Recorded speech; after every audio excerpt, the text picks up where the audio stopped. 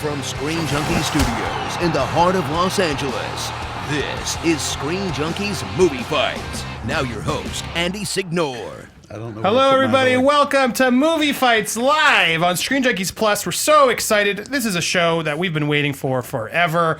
I'm so honored to have him. Before we start, here's what's coming on today's show. Pitch us the next solo Batman movie. What would be the ultimate DC versus Marvel crossover fight? Best Harrison Ford movie. So much more, so stay tuned. I'm so excited. I want to introduce our gladiators.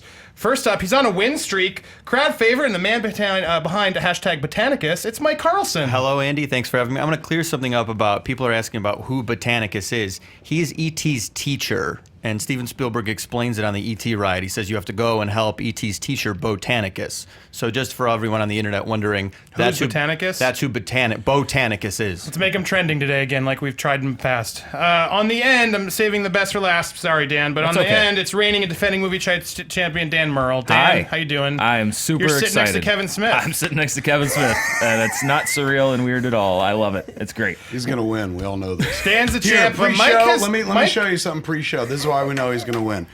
They were going 30 seconds to air, and just very quietly, it's like 30 seconds, no more dick. And he goes, ha, ha, ha, ha, ha, Dick Tracy. Only other person in the world that would pull that reference, right? Sitting right next to me. I'm going to lose this. I'm ready to lose He's with good. honor. This is going to be fun because he's good. This is going to be toughest for me. But next to him, it's Mr. Kevin Smith. Thank you. I'm so happy. Thanks for being here, Kevin. Man. This is going to be fun. You know My movies. only problem with today is I may become a regular. You may, this is just, there's no real fight. You scare me with the title because I'm like, I can't fight people. But really, it's debate club. You just get to advocate for what you love or, crap that you would accidentally say, apparently. I will say, if you're a movie fan, you usually want to come back. So I hope you do, and I hope you don't disappoint us, Kevin. Jesus. Be prepared to get replaced. It's like Star Wars, the hype here. What are we going to do? I don't know how I'm going to judge this, but as you know, you've watched the show. I'm basing it on facts, creativity points. That's the things I'm doing. To help me with that is on our fact-checking cam, it's Alicia Malone. Hey! Hello. Alicia's here to right our wrongs. If you say something wrong, she's going to call you out. Alicia, how are you doing? Are you excited for this? So excited. I feel like I need some popcorn because I just want to watch this fight. I'm really excited. Plus, if you want to tweet us, you can use the hashtag MovieFightsLive and I'll be watching them. Yes, so to clarify, if you're watching this later on Saturday on YouTube, we post it there, but you guys could watch this live with us and tweet along and talk to us, usually Thursday nights, but tonight, Tuesday, special episode on Screen Junkies Plus. Next to you, Alicia, I'm so excited in the fan cam, it's Ben Goddard. How are you doing, Ben? Good. Is this surreal? You wanted to come watch an episode. You ended up being on the best episode yet. I'm so happy. I've been watching you guys for over a year now, and this is seriously crazy. Dude, I'm so excited. Thank you for watching. Thank you for being here. I might need your help as we go, both you guys, as we go. I might need some help in the ruling, so please pay attention. Listen to the arguments. Any questions before we get going? No, but I do, before the fighting begins, let's just... Shake hands? Not so much shake hands, but acknowledge the thing that all brings us together, the things we love. But more importantly, everybody is wearing an excellent T-shirt. Everyone who's been on camera is like, it's stunning. It's fantastic. I really like this one. Did you see that? Look at it.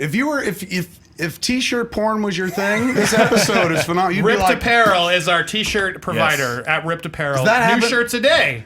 Is that why you have so many shirts? That's why I have so it's many crazy. shirts. Every time I it's see funny, him, I'm like, man, he's got excellent It's taste and a funny. huge I wallet. used to buy them all the time, and I'm like, wait, I host a show. I should find somebody who'd give them for free, and now they do. So It's smart. So please, guys, you got to go every day because we miss them sometimes. It's amazing. Yeah. That was not even. They didn't pay me to say that. They just gave me a free shirt once in a while. That's paying. It works. That's paying. All right, let's do this. Now let's do this! This is where we fight! Fight! Fight! Fight! Oh my god. Round one. I'm not used to that. Just refreshing. Colonel, right? Colonel? Yeah, Colonel. Colonial. Colonel Foreman at Jay Steinberg 2 asked us on Twitter, number one, best Harrison Ford movie, boom. It's a good question. And I'll be honest, we asked all our fighters to give us their first and second choices. None of you picked the same movie. Even in your second choices. So this was a fast... I'm curious to see where this goes. Mike, we're going to lead with you. Best Harrison Ford movie. What are you picking? All right, I am going Blade Runner. It's incredible. It's a beautiful, futuristic noir movie. Harrison Ford, it is understated best. It's got something for it's got something for everyone. Like kids, it's got action, it's got creepy, cool robots, and for adults, it's got like some of the headiest themes possible. We're talking about like human consciousness. what does it mean to be alive? So like when I was old enough and I saw this and I was like, yeah, the replicants, they get their memories downloaded. Well, that's because wait a minute, our cells replace themselves every 7 years. What's happening to us? But we're getting our own memories downloaded into a new brain every 7 years, and it freaked me out. And I was like, this is the heaviest movie I've ever watched. So I'm saying we got that going for it, and there's cool robots. Blade Runner. I'm going out of order because I had it in my thing just to help me keep. It's going to be weird. But Dan, you're up next. I mean, yeah, like you said, I think none of us even picked the top two. Harrison Ford's been in so many great movies. Looking at it. Go ahead. I know it's very. I'm just trying to freak you out, man. It's working. I went with Raiders of the Lost Ark. I think not only is Harrison Ford amazing in that movie, that's just one of those movies that you can watch 20, 30, 40, 50 times, and it's always exciting. Every time I watch Raiders of the Lost Ark, I still get nervous during that fight when he's fighting the guy on the plane, and it's like, oh, he's going to get hit by even though I know he's not going to get hit by the propeller, I still get nervous watching that fight, and it's just a great throwback 40s action serial. It's one of the handful of 5 to 10 movies I would say are perfect movies. I couldn't pick a flaw out of that movie. So the movie itself is perfect, and then Harrison Ford, I think that's just the most likable he's been in his career. He owns that character. He knows that character inside and out. You identify with him. And in a list of probably 20 great movies, that's my favorite. Mr. Kevin Smith. I'm going to agree with both of these guys. These are fine films, but I'm going to break them down to subcategories. That Blade Runner is the best movie Harrison Ford is in. That's what I'll say. And Raiders is kind of the coolest, most fun movie that Harrison Ford is in. But the best Harrison Ford movie, for my money, would have to showcase the man's abilities as an actor across the boards. That can only be one movie. I gave you two, but I'm going to flip my second one to my first and go with this. I'm going to get mocked forever, and the internet's about to turn on me and call me the Jar Jar Binks of your show. It's Regarding Henry. Now, if you've never seen Regarding Henry, kids, this is an amazing movie where Harrison Ford gets to go from playing, a kind of obnoxious business a-hole, high-powered lawyer, to losing his marbles, literally, when he's shot in the head by John Leguizamo, as so many of us have been. He loses everything and finds himself. It's one of those movies where, like Tootsie was, it's a movie where he has to become a woman to become a better man. This is a guy who has to lose everything in his mind, almost his life, to become a better man. Watching Harrison Ford learning to speak again after his brain's been marred by this bullet in the head is moving. There's funny stuff in it. It's fantastic, well-rounded performance. But him learning to say Ritz, I dare you to watch that movie and not cry. You look at that and you're like, oh my Lord, it is easy lifting in all the Star Wars movies.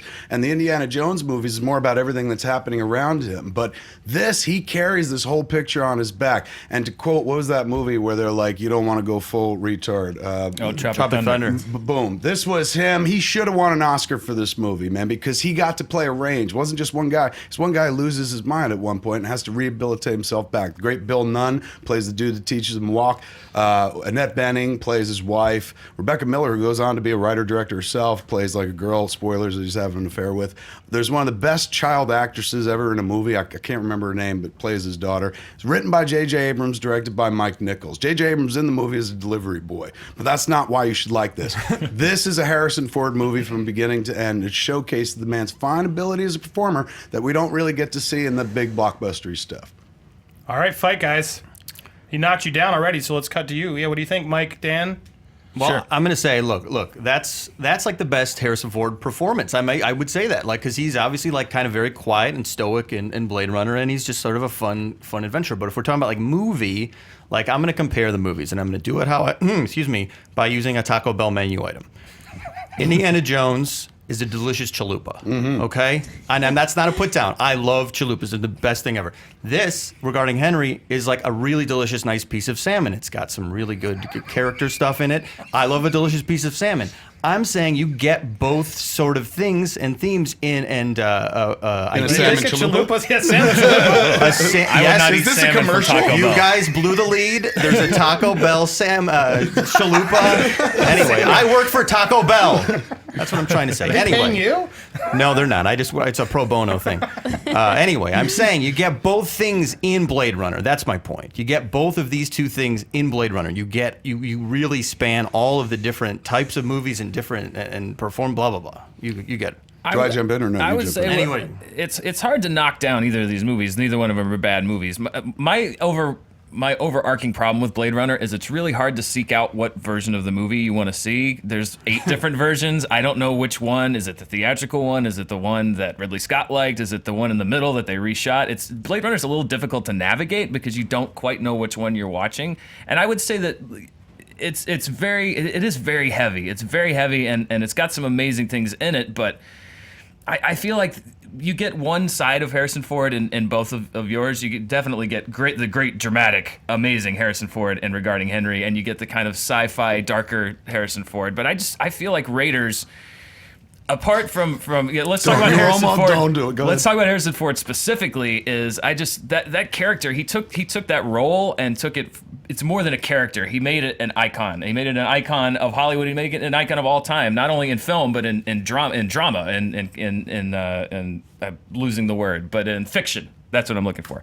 Indiana Jones is one of the most recognizable characters of all time, and a lot of that is due to Harrison Ford himself. So I think he brought a lot to that part. And then again, the movie itself, I just think is flawless overall. There's not one misstep in that entire movie. Are you saying the other two aren't? I'm saying that, there are little things about Blade Runner and Regarding Henry that I could pick out that I'm like, I don't quite like that, and I don't Not quite the like Ritz that. scene. Never the Ritz Not scene. the Ritz scene. That's a fantastic Ritz, and he likes it. Yeah. He learns to talk again by talking about food. He likes eggs. I wonder if they right? paid for that product placement. I bet you they were just delighted. They're like free for, and and they brought it to hospitals. I'm sure they were like, this will heal the sick. A whole new demographic. But Do I jump in yet, or you? Yes. first? Exactly. No, mine would just be that Raiders is not so much that those movies are bad. It's just I think Raiders is a flawless movie.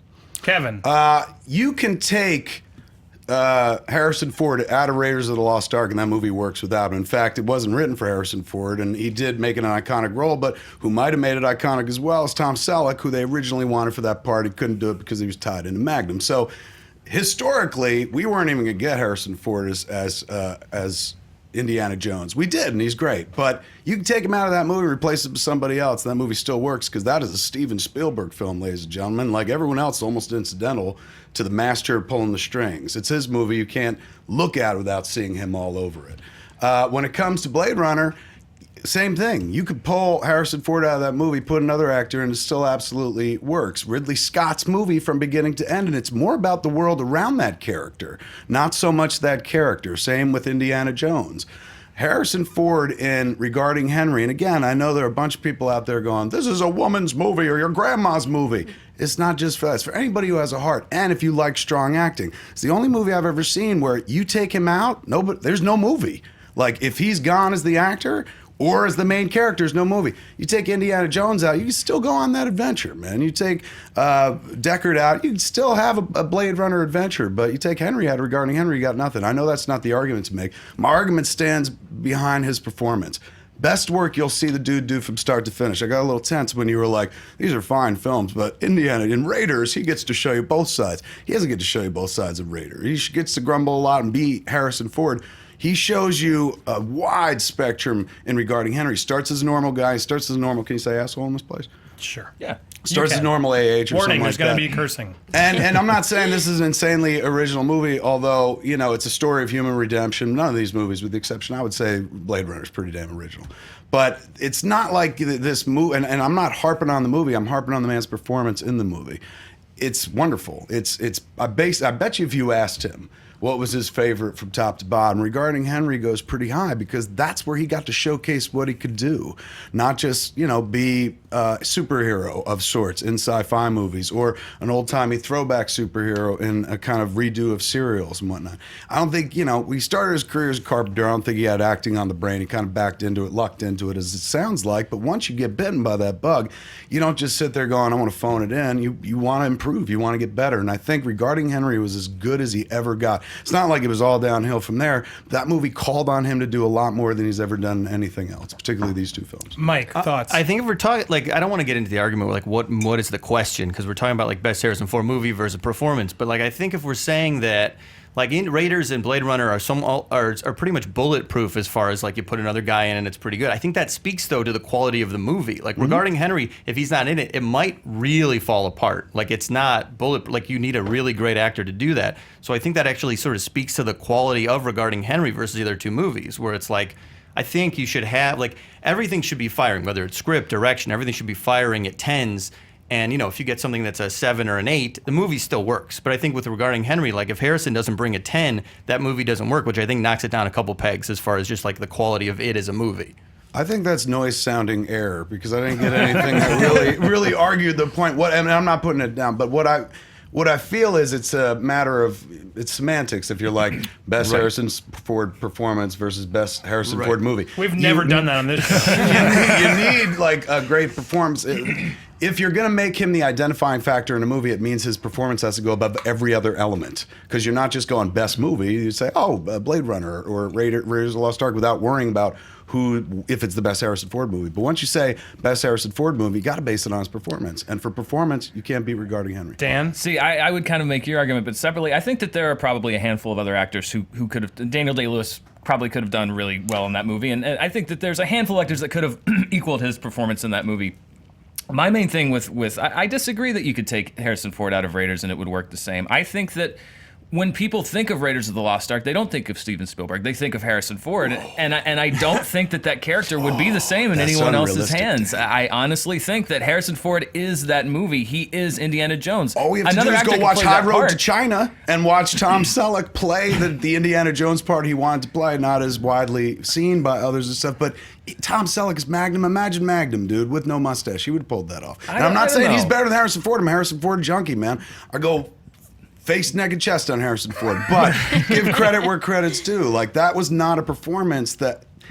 what you remember about that? Nobody sits around and goes, you know what I love about Raiders? His performance. Like, nobody's ever said that. They love Indiana Jones and they love the character that he built. They don't even say that. They say the Selleck big rock. Tom Selleck they say the face is melting. Tom Selleck didn't break out and become a huge action star just because he wasn't in Raiders of the Lost Ark. Why don't you get off Tom Selleck's dick, Dan? Because he's done a lot. He's got that show on CBS. I don't know what it's called. I'll watch it. I have nothing against Mr. Selleck, but I think that Harrison Ford brought a lot extra to that part that would not have been the same. I think we think of it maybe as a great Spielberg film, a fun movie, but Harrison Ford took it over the top because he brought everything and his charisma to that part, and I think that there are other guys that could have done it in those movies. I think Harrison Ford is Indiana Jones, and nobody else could have done it. I agree with you completely, but I don't think anyone thinks of Raiders of the Lost Ark as a performance piece. And in a world where you're like best somebody's movie, comes down, especially if that name is an actor, comes down to performance. All right, for performance, Mike, I want to give you final thoughts, but just to help clarify, fair point on the performance, but I need to hear why the movie, in addition to the performance, works for all three of you.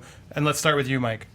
I'm just to sum up what I was saying at the start, like as far as like just a piece, a tonal piece of it's like a cool futuristic noir. Like this is a thing that like I know there's like many versions of it, but I like that Ridley Scott version. It's a little longer, but anyway, I just think this is almost a perfect movie. I think that it tackles things that no mainstream movie really, probably a couple other ones, but most mainstream movies do not want to tackle.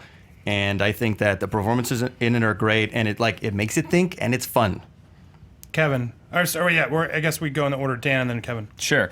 I mean, just looking at the movies on the whole, Blade Runner, I think is loved by a lot of people. There's some people that aren't as into Blade Runner. It does have a lot of very deep themes, and it's not for everybody. I think regarding Henry, like you said, it's kind of an overlooked gem. It's one that a lot of people haven't seen. It's one that people might not have a very good impression of. Everybody in the world knows and loves Raiders of the Lost Ark. That is how superlative that film is. It crosses language barriers, it crosses boundaries, it crosses everything. You could show Indiana Jones to anyone in the world and they know what it is, and that's because Raiders became a transcendent film that is known everywhere. It broached every barrier and it went far beyond either of these two movies. I would absolutely agree with that. It did go farther than either of these two movies. However, I think some people look to the arts to find themselves. Some people go for escapism, of course. We just want to go to the movies, watch some things happen and whatnot. But some people go to find themselves. Nobody found themselves at Raiders of the Lost Ark. Nobody ever looked at Indiana Jones and said, that's my story. It's an adventure story. It's unrealistic. It's fun, but it's totally fictional. Same with Blade Runner. Nobody's ever said that happened to me when I tried to fuck a replicant or whatever.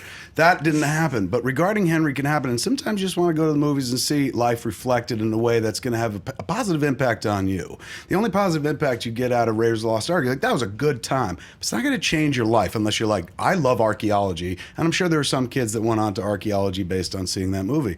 Something like Regarding Henry holds a mirror up to who you are, your head and your heart. And you don't even have to go to the situation that he did, getting shot in the head, to kind of reevaluate and change horses midstream if your life is leaving people behind. So that's a valuable movie, not just his performance in it, which I'd say is an insanely evocative, insanely indicative, rather, is what I would say, of what the man can accomplish. But the movie, you'll take away something from it more than just fun.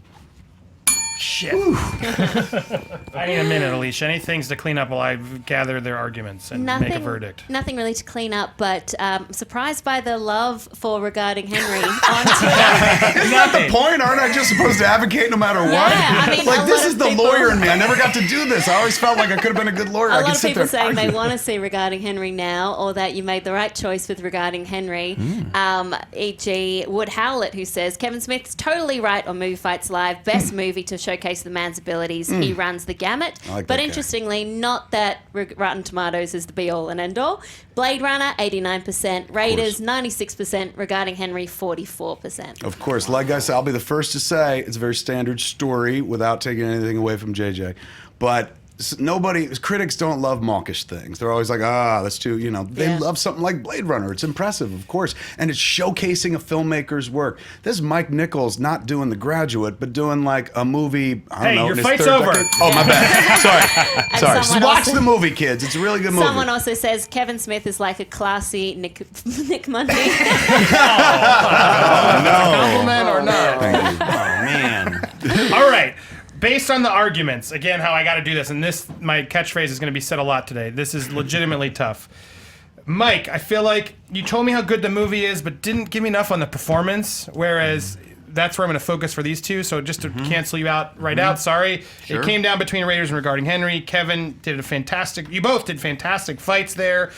Where it came down for me ultimately was you kind of contradicted yourselves a couple times, Kevin, and I think you win on performance, but I think Dan, and I was hoping for a bit, but I think you did enough. Dan won on performance and movie, where I feel like it's unfair to say that Raiders isn't as life-changing as a film. It clearly is more well-known than Regarding Henry, and probably did inspire a lot more filmmakers and people than Regarding Henry did. So I gotta go just based on we're so close, but based on what Dan argued of just the movie and the performance, I don't think Tom Selleck would have done it as well. He's right. I got to give it to Raiders and Dan for the first point, which is really tough. It's not going to be a shutout. They told me there was going to be a lot of favoritism in this room, and I didn't believe them, kids, but I'm seeing it now. Oh, my Lord. This is like the first Rocky where I'm like, he won! Oh, it's going to get That's fun. good, but it was argued well. You didn't have a fucking prayer, dude. What happened? You're like, I like robots. That's not enough. Delicious meal. That was tough. When you bring in the salmon chalupa, it's all over, man. It's All only the right. beginning. I know this is going people are going to hate Oh, my me. God, this is fun. Round two. Yes. All right, Hugo, I don't know how to Paneoekoa on Twitter. I'm sorry I butchered your last name there. For the next movie, pitch the ultimate Marvel versus DC movie. So more specifically, I want you guys to pitch us one-on-one, no groups, no Justice League versus Avengers, a DC character versus a Marvel character. Who would win? What's the movie? What's the battle? That's what we're watching here, and this is going to be fun. And Dan, you're up first. All right. Well, mine involves a character that is now embroiled in a lot of recent controversy. But I was thinking about what two characters do I want to see fight each other, and I think it's mostly about the fight if you're going versus. So I went with the Hulk versus Doomsday, and I'm not talking about this Ninja Turtle Doomsday that we just got. I'm talking about the bone spurs, the white beard, everything. Comic book Doomsday. They're both super fast. They're both super strong. They're both nearly invincible. This is the Balboa Drago comic book fight. This is Rocky IV. They're gonna throw down. The basic premise would be that this mysterious creature pops in through a portal in space. As the crash lands on Earth, they call in Bruce Banner to study it because all the stuff that's happening. He knows aliens coming from the sky. He does it with the Avengers. Is this Wayne's World? There we go. That was Arcade. So they call Bruce Banner in to fight him. Of course, it's Doomsday. He hulks out. They fight each other to stand still. He's got to outsmart this guy. But then that's the thing that Bruce Banner and the Hulk have over Doomsday. Doomsday's a mindless killing machine. The Hulk's got a little bit of intellect. So Bruce Banner figures out the only way to get this guy, he can't kill him. He's got to trick him. So he gets him into the Tony Stark's backup plan for if the Hulk ever got out of control. He gets him into a trap, shoots him off into space, where he meets up with a character that we're bringing in from Fox, Galactus. Nice. Doomsday is now the Herald of Galactus, and it sets up a whole bunch of crazy stuff going on down the road. Really bringing the amalgam. What's that? Yeah, Amalgam universe back. Kevin, you're up next.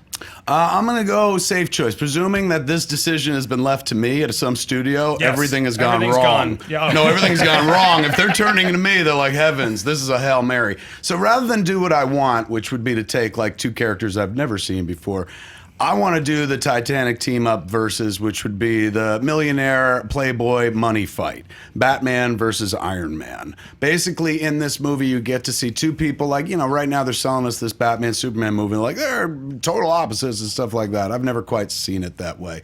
I think it'd be more interesting to have two billionaires, with questionable, where their parents didn't get to spend their whole lives with them, let's say, who turned to crime fighting using money and technology to make their fight. Am I supposed to pitch a story? I mean, no, you just enough. Why is that the one you want to see? I mean, do I have to go beyond Batman versus Iron Man? Not yet. Let's start there and we'll come back to it. Totally, go ahead. Mike. All right, I'm going Ultimate Fight. I'm going Rocket Raccoon versus Green Lantern. All Nice. right. Oh, now it's okay. unorthodox. I agree, but hear me out. Rocket Raccoon, I think, is the best character the Marvel cinematic universe has had so far, and that is because he is the funniest. He is cool. He is badass, but also it's pathos. There's no character in any of these movies that I've felt sadness for. He's like, I didn't choose to be born or whatever when he's drunk. And also when he's sad about sad with Groot by the end of the movie. Sorry, spoiler, but Guardians of the Galaxy. Like, this is a character that has all of these emotions. So if we're talking Ultimate, I want to be sad, I want to laugh, I want to think stuff is cool. So now we go up against Hal Jordan because it makes sense. We're in space. And these guys are there's going to be like a bounty on someone's head, and they're both going to be going after the same guy. Obviously, they butt heads. They go in space bars. They meet space women. They fight. Obviously, at the end, they have to team up because Sinestro is obviously behind the whole plot. It's cool. It's funny. It's sad. It's everything. All right, now you guys can fight. Well, Who's paying for these movies? yeah. Which studio? I want to know. Because I've got insight as to whether or not they could work or not. Let's throw that out. Mine would be, yeah. Then I lose. They're all doable. I need to pull all of them? They're all doable. We're in a parallel universe where they can make them anything they want. It's fan fiction. I'm going to go with mine by virtue of the fact that no studio head's going to hear Green Lantern versus Groot Jr., a.k.a. Rocket, and go like, oh, yeah, that makes sense. And, they're going to be like, we're getting Doomsday already. We don't need to do this again. But they're like, you know who always earns? Batman. You know who's got a great pathos? Batman. You know who always earns? Iron Man. You know who's charming as hell? He may not have pathos, but you don't care because he's fun to be around. You brought up women. I don't think like you have to go into a space bar and find space women in order to bring in that demographic as well. But I mean, these are characters that appeal to both men and women. But of course, you bring in this is the movie where you do Batman versus Iron Man, and then you bring in Batgirl. I know a lot of people like Batwoman, but I like Barbara Gordon. Batgirl, and you bring in an Iron Woman of some sort. Man, that to me, I know I just lost a bunch of people going like, why make it? Why not be inclusive if you're making that movie, man? Marvel But versus you're saying DC. that for the sequel. No, In I'm this saying, movie, you I'm bring him saying in now. shoot your load in the first Got it. one. Okay, Absolutely. got it. He's shooting his load. What do you guys think? I just have an overarching problem with Batman v Superman. As excited as I am to see it, when I found out that it wasn't going to really be Batman, it's not going to really be Batman. They're going to fight for a while. But the problem I think with hero fights in general. What do you mean it's not going to really be Batman? Well, I mean they're going to fight, but then at the end they're going to be friends. Exactly. Right, yeah. Then that's kind of my problem with hero fights in general. Well, the trailer did that across for the us. board is. You're not rooting for anyone to win because it doesn't matter. Neither one of them's going to kill the other one. Neither one of them's going to exile the other one. You know that they're both going to be alive at the end of it. The reason that I went with a hero-villain fight is because you have a clearly defined role. You have a big hero going up against a big villain, and you want the villain to lose, obviously. You're more invested in it. And I think when you have hero fights, they're fun to watch, but you don't have as much stake involved in it because you like both of them, and that's my problem with hero fights in general. Is they're kind of they're an oddity and they're fun, but at the end, you know that it's not going to really have much consequence. But the bad guy's always going to lose. Like the argument about a hero fight is like, well, the bad guy always loses. So like we know that's happening. So if it's a good versus bad, like that's always going to happen. So like it's just obviously how you make the movie and what you're going to do with it that's actually going to make it matter. Plus, you get a double hit when you're doing hero fight because there's always going to be a villain pulling the strings to make that happen until they become super friends again. So that means not only in my version do you get Batman and Iron Man, you also probably get Joker, and I'll do the real Mandarin, man. I'll give you the real Mandarin in my movie. Ain't going to be Ben Kingsley joking around and stuff like that. Farting jokes, that's for Kevin Smith movies. You're going to get the Mandarin with the 10 rings, fools, when you do Batman, Iron Man. Vote Kev. Why do I want to see these two more than that? Is what I want to hear from you guys. Well, for Rocket Raccoon and Green Lantern, like that in my mind is the most fun in every way. When they're versus each other, that's going to be fun. When they're teaming up, these guys are both like Hal Jordan is a pretty like cocky pilot, and we could go with Kyle Rayner. We could do any of them, but I think it's going to be more fun to see them team up and fight each other than Iron Man and Batman. Like when I think of the dynamic between, like Iron Man needs a guy who's going to talk. Batman doesn't really talk very much. Like there's not that fun interplay as much as there will be with Green Lantern and Rocket Raccoon. And as far as like this, like Hulk versus because Hal Jordan is chatty. Well, a little more chatty than Batman. I don't know. I think Batman engages when you engage with him. You just got to make the first move, and Iron Man constantly be making the first. move. Sure. But I guess really we're talking about who's chattier, Batman or Hal Jordan. And I feel like it's a little more Hal. But we're talking Darkseid versus Hulk. Doomsday. Excuse me. Jesus. Like you can't have any talking during that battle. There's no like nobody can say anything. Like they're just like it's gonna be that noise a lot. So like we're gonna have you can like get that three, in porn. You don't need to watch that. And we're gonna have 3 battles of just like variations on.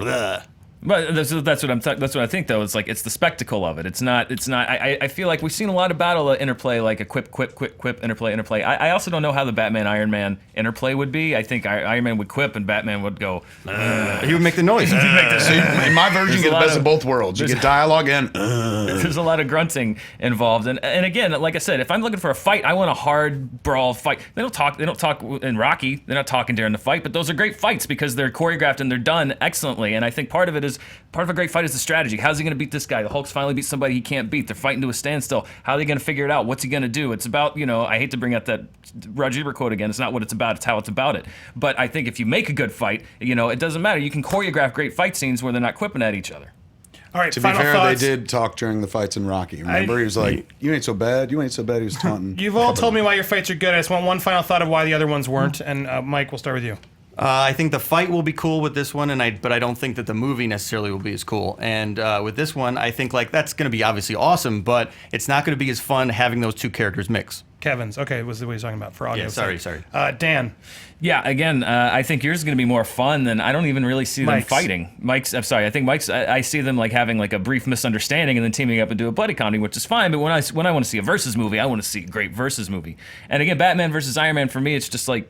In the end, it's going to be a draw at best. Nobody's going to really win. Nobody's really going to lose, and they're going to become friends afterwards. So for me, I would much rather see a really well-designed, really well-executed fight where you genuinely don't know how the villain is going to be defeated. It's just more interesting to me personally. Kevin, final If I want to thoughts. see a fight movie or a fight program, I'll watch UFC or I'll play a video game and stuff. But in a movie, I want to see a full-rounded adventure. And I think Iron Man and Batman would knock hell out of each other, so that counts as a fight. I'm intrigued by a Green Lantern, a Rocket Raccoon movie, but not nearly as much, and I don't think it captures my mother's imagination. Like my mom would say, "Oh, Batman and Iron Man are in a movie together, Tiger." Like that would hit her radar, but she would never be like Rocket Raccoon and the Kyle Rayner Green Lantern. That would never happen. So, in a world where we're trying to like put the best foot forward, I would choose Batman and Iron Man still over these two films. Okay, shit again. Alicia. This is tough. This is very tough. Not a lot to clean up there because obviously it's a lot of speculation. People are excited by the idea of a real Mandarin. They're also excited by a hero. Empty promises. Hero it's versus happening. villain fight. A couple of tweets. At Kaistick says, "I want to see Batman and Iron Man just throw stacks of money at each other." Yes. And at ConKen99 says, "My roommates just got in a brief fight about movie fights, so we're starting fights at home." Oh, good. And dick joke count 3. We're up to Great. number 3. Oh, great. Cool. Nice. Nice. It's not Just to bad. keep you That's in not the bad. loop. When Kevin Smith's around, if it was Kevin unchecked, we'd be up to Dick Joke gotta- 93. Based on the arguments, it was sad for me to hear you, because I think you had the best fight, but then you're like, what does the studio head want, and how do I hit all the quadrants? Oh, I'm realistic, Wait. man. You guys live in fantasy Yeah. land. It's We're just- like, when we're in was charge it? of But movies. we took off no the reins. way, man. No, I was took being off the realistic. reins, so I'm with you, and I'm still wavering. I think they got you on the rah rah rah. But then Mike did have. I was with you, but then Mike said some really good things. You pointed out the rah rah thing. The rah-rah thing. And there is some interesting interplay, and I think even you were sort of coming around to interesting and not what I wanted, but I just needed a little bit more why, other than I don't know. I gotta give the point to Mike. Oh, you lose all credibility. All credibility on the Based on the internet. argument. Internet, do you hear this? The only I quad- tried to give you something beautiful. I wanted to Batman see it. versus Iron Man. Andy just killed I it. just Shot it in killed the you. head. You Kevin get to see hated Rocket me after Raccoon this. again. All the studio heads I are didn't very want to see upset it, right but now. his arguments and his things sold me. This is why nothing happens in Hollywood, ladies and gentlemen. All right, I know. Shocking. Wow. Round 3. I want you guys, comes from Marcello Rolim on Twitter, to pitch the next Batman solo movie. Now we have FatMan on Batman himself here. He's the biggest Batman That fan we means know. nothing tonight, apparently. Don't worry. There's still plenty of questions left. Okay. You are one of the biggest Batman fans we know. I know you love it. This felt fitting. We're going to start with you. We just want to pitch, what would you do? You can use Ben Affleck. You can not use Ben Affleck. Who would direct it? What storyline would you pick? Make up your own. Floor is yours. Tell us. Can I make the caveat that I chose one that's also been chosen, and so there was a coin flip and I had to give it up? Yeah, you can. You Okay. can reveal that if you'd like. I'm going to give you 2 versions. Someone might use then. that against you. That's fine, but I'm going to give you 2 versions, and once again, you're going to be like, "Oh, Mr. Studio," but like I've worked there, I know how the shit goes down. So I was going to say Hush, because you get all the characters in a world where DC is doing, trying to launch the DC cinematic universe. This would be the way to do it and introduce Batman's entire rogues gallery in one movie. So naturally, that's your money decision right there. But I'm not going to go studio. I'm going to go from the heart, man. I love it. Let's hear from the heart. Dark Knight Returns, wait for it, George Miller directing. Now, this is a great combination of material and filmmakers. The year of George Miller, you got awards groups giving out a prize to Mad Max Fury Road because they're like, come on, this is spellbinding. So the man can direct, as they say.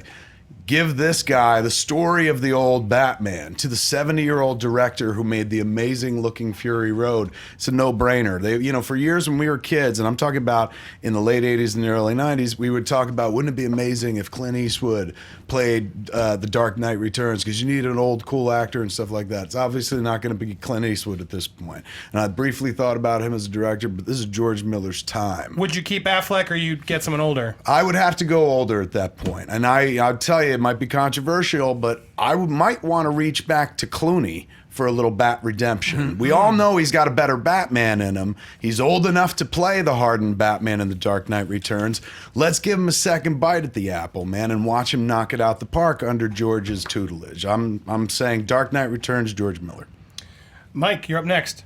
All right. Mine is called Batman Through the Looking Glass, which I made up, but then apparently that's a real one. That's a real graphic novel. So I'm not using that story, but I'm still stealing the title. But it is still the same happens a villain. lot. Yeah. They did it with Ultron, whatever. Okay. So I want something. I've said the word fun a few times today, and I'm going to keep saying it. I want something, and it doesn't need to be like super fun. But it needs to be something that has a little more light. It's something that doesn't take itself so seriously, because a lot of these movies are very up their own ass. Like Batman, we've had 3 Batman movies that I really like, but I just want to see something tonally different. So I want something that's pretty much just Batman going on this crazy acid trip through the Mad Hatter's lair.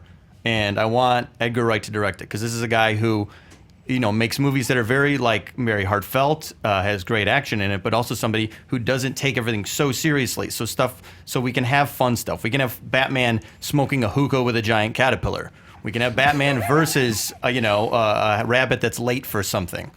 Okay, this is. So he's really going down the Looking Glass. Yeah, I mean, these are probably henchmen, but obviously with LSD and whatever type of drug. We're not going to call it LSD. He's going to take some sort of magic Mad Hatter pill. We're going to call it something different. But yeah, it's going to be surreal. It's going to be fun, and it's going to be scary. Also, I'll say quickly, one of my favorite Batman run is Grant Morrison's Batman and Robin, which is when Dick is Batman and Damian is Robin, but it is like a creepy version of the 60s Batman TV show. It takes itself seriously, but it also has a lot of fun with it. It has great fun characters, and it's really fun to look at.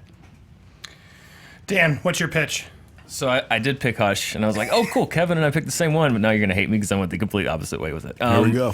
So, yeah, I did pick Hush, which, if you haven't read it, I'm kind of incorporating a lot, because Jim Lee did an original, I think, 12-issue thing of Hush, and then Hush has come back, so I'm kind And of... the great Jeff Loeb as well. Yes, I'm sorry, Jeff Loeb as well, and I'm kind of picking little different elements out of it. Mainly what I want to get into is it does kind of tie into the cinematic universe we're establishing, but I want to establish Batman. I want to get to know Batman. I want to get to know Ben Affleck's character, because I think we're going to get to know him a little bit in Batman v Superman, but we're going to get to know how he is in conflict with Superman and how he feels. Like, I want to get to know this character. So I picked Hush because it's a very personal Batman storyline. In my movie, he's been away doing Justice League stuff. He comes back to Gotham City, and basically his empire is in ruins, and he finds out that there's been this impersonator, this Bruce Wayne guy. Everyone thinks he's, what are you talking about? He's basically dismantling the Wayne Empire.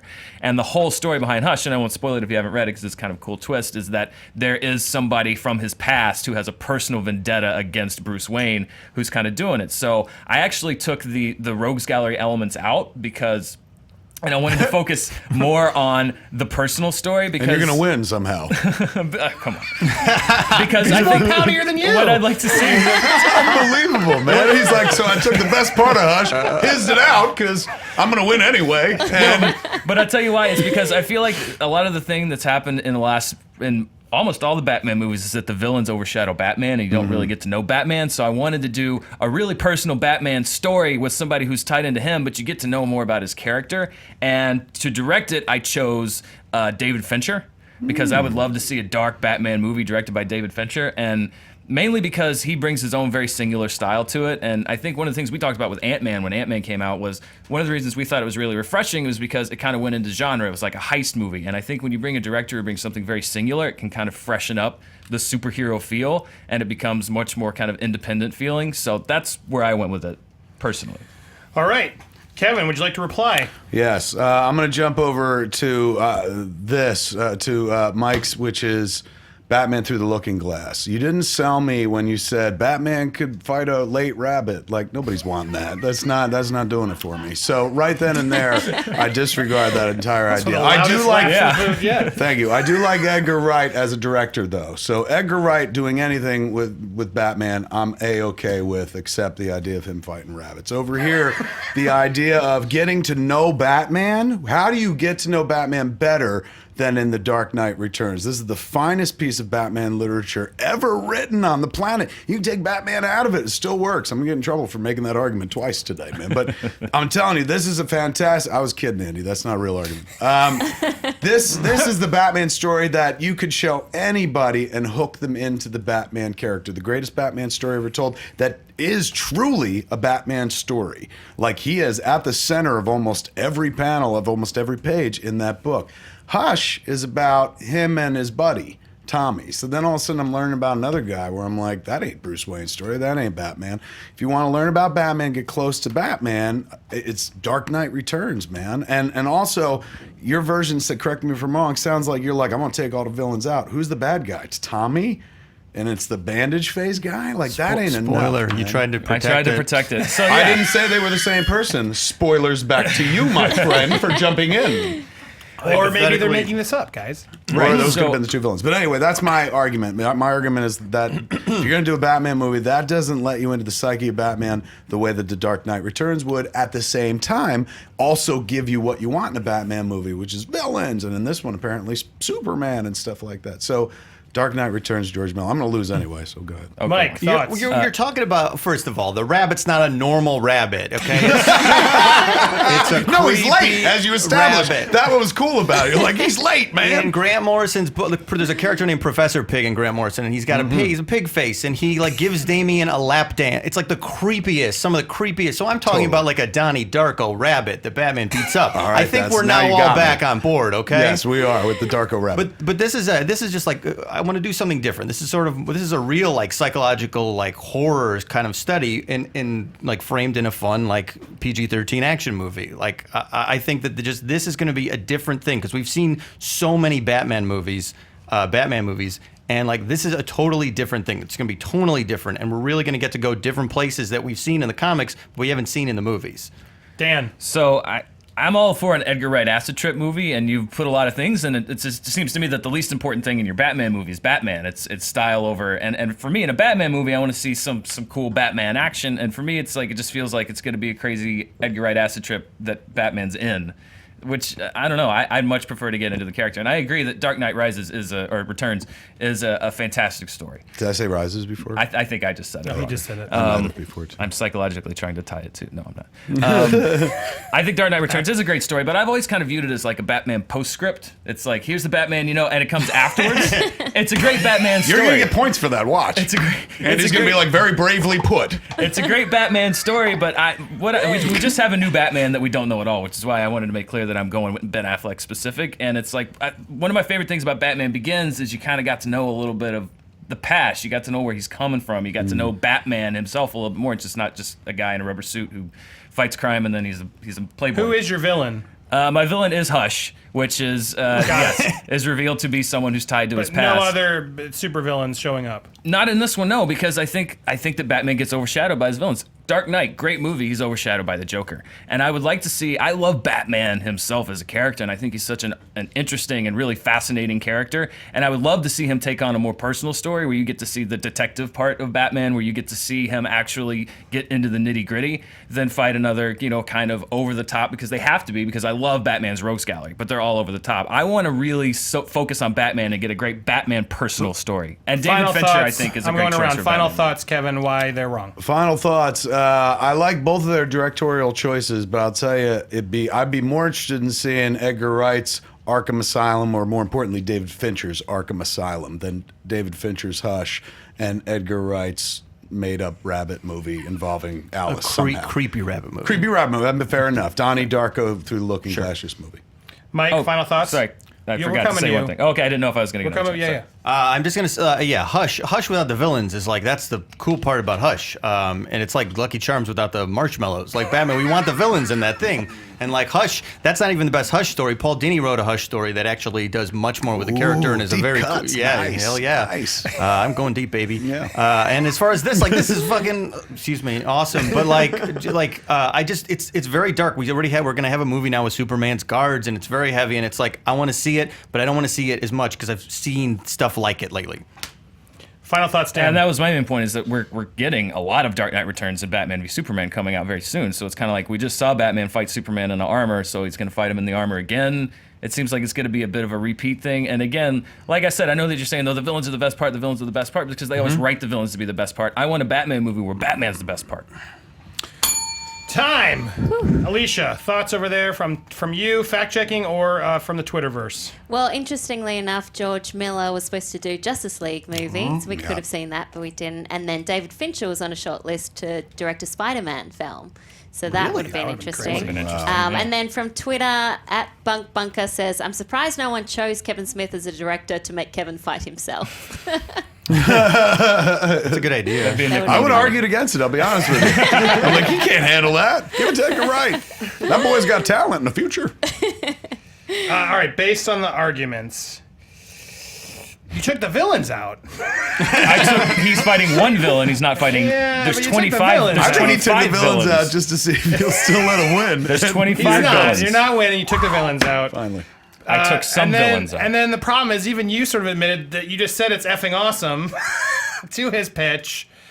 Sure. I think Kevin's pitch was the best. Kevin, you're on the board. Woo! I did it, It's finally. not a blowout. Finally, my mouth was good for something You knew more Batman. than that. I like the casting choice, like the directing choice. I mean, the age thing was great. You said it was a good fight. It was good, but you went a weird way. Look at that. 1-1. Round 4, tied. I went a weird way. I gotta tell you, man, Hush without the villains is weirder than Batman versus Bunny. Late or otherwise. Even if this bunny was on time, it wouldn't matter. That's weird. Round 4 comes from Prince Jacob. Prince Jacob on Twitter asked us, what is the greatest director who is also an actor? We have one right here. And so we thought that'd be fun. Dan, what is your... We have a actor who is also a director. Oh, don't sell yourself short. You are fantastic of both. Dan, who are you picking? There's a really long list, but I went with Woody Allen. I just think as far as sustainability, as far as the fact that from the 70s, he's in his 5th decade of making movies, and the dude is still relevant. He's still winning awards. He's still getting people nominated awards. He's winning actors awards.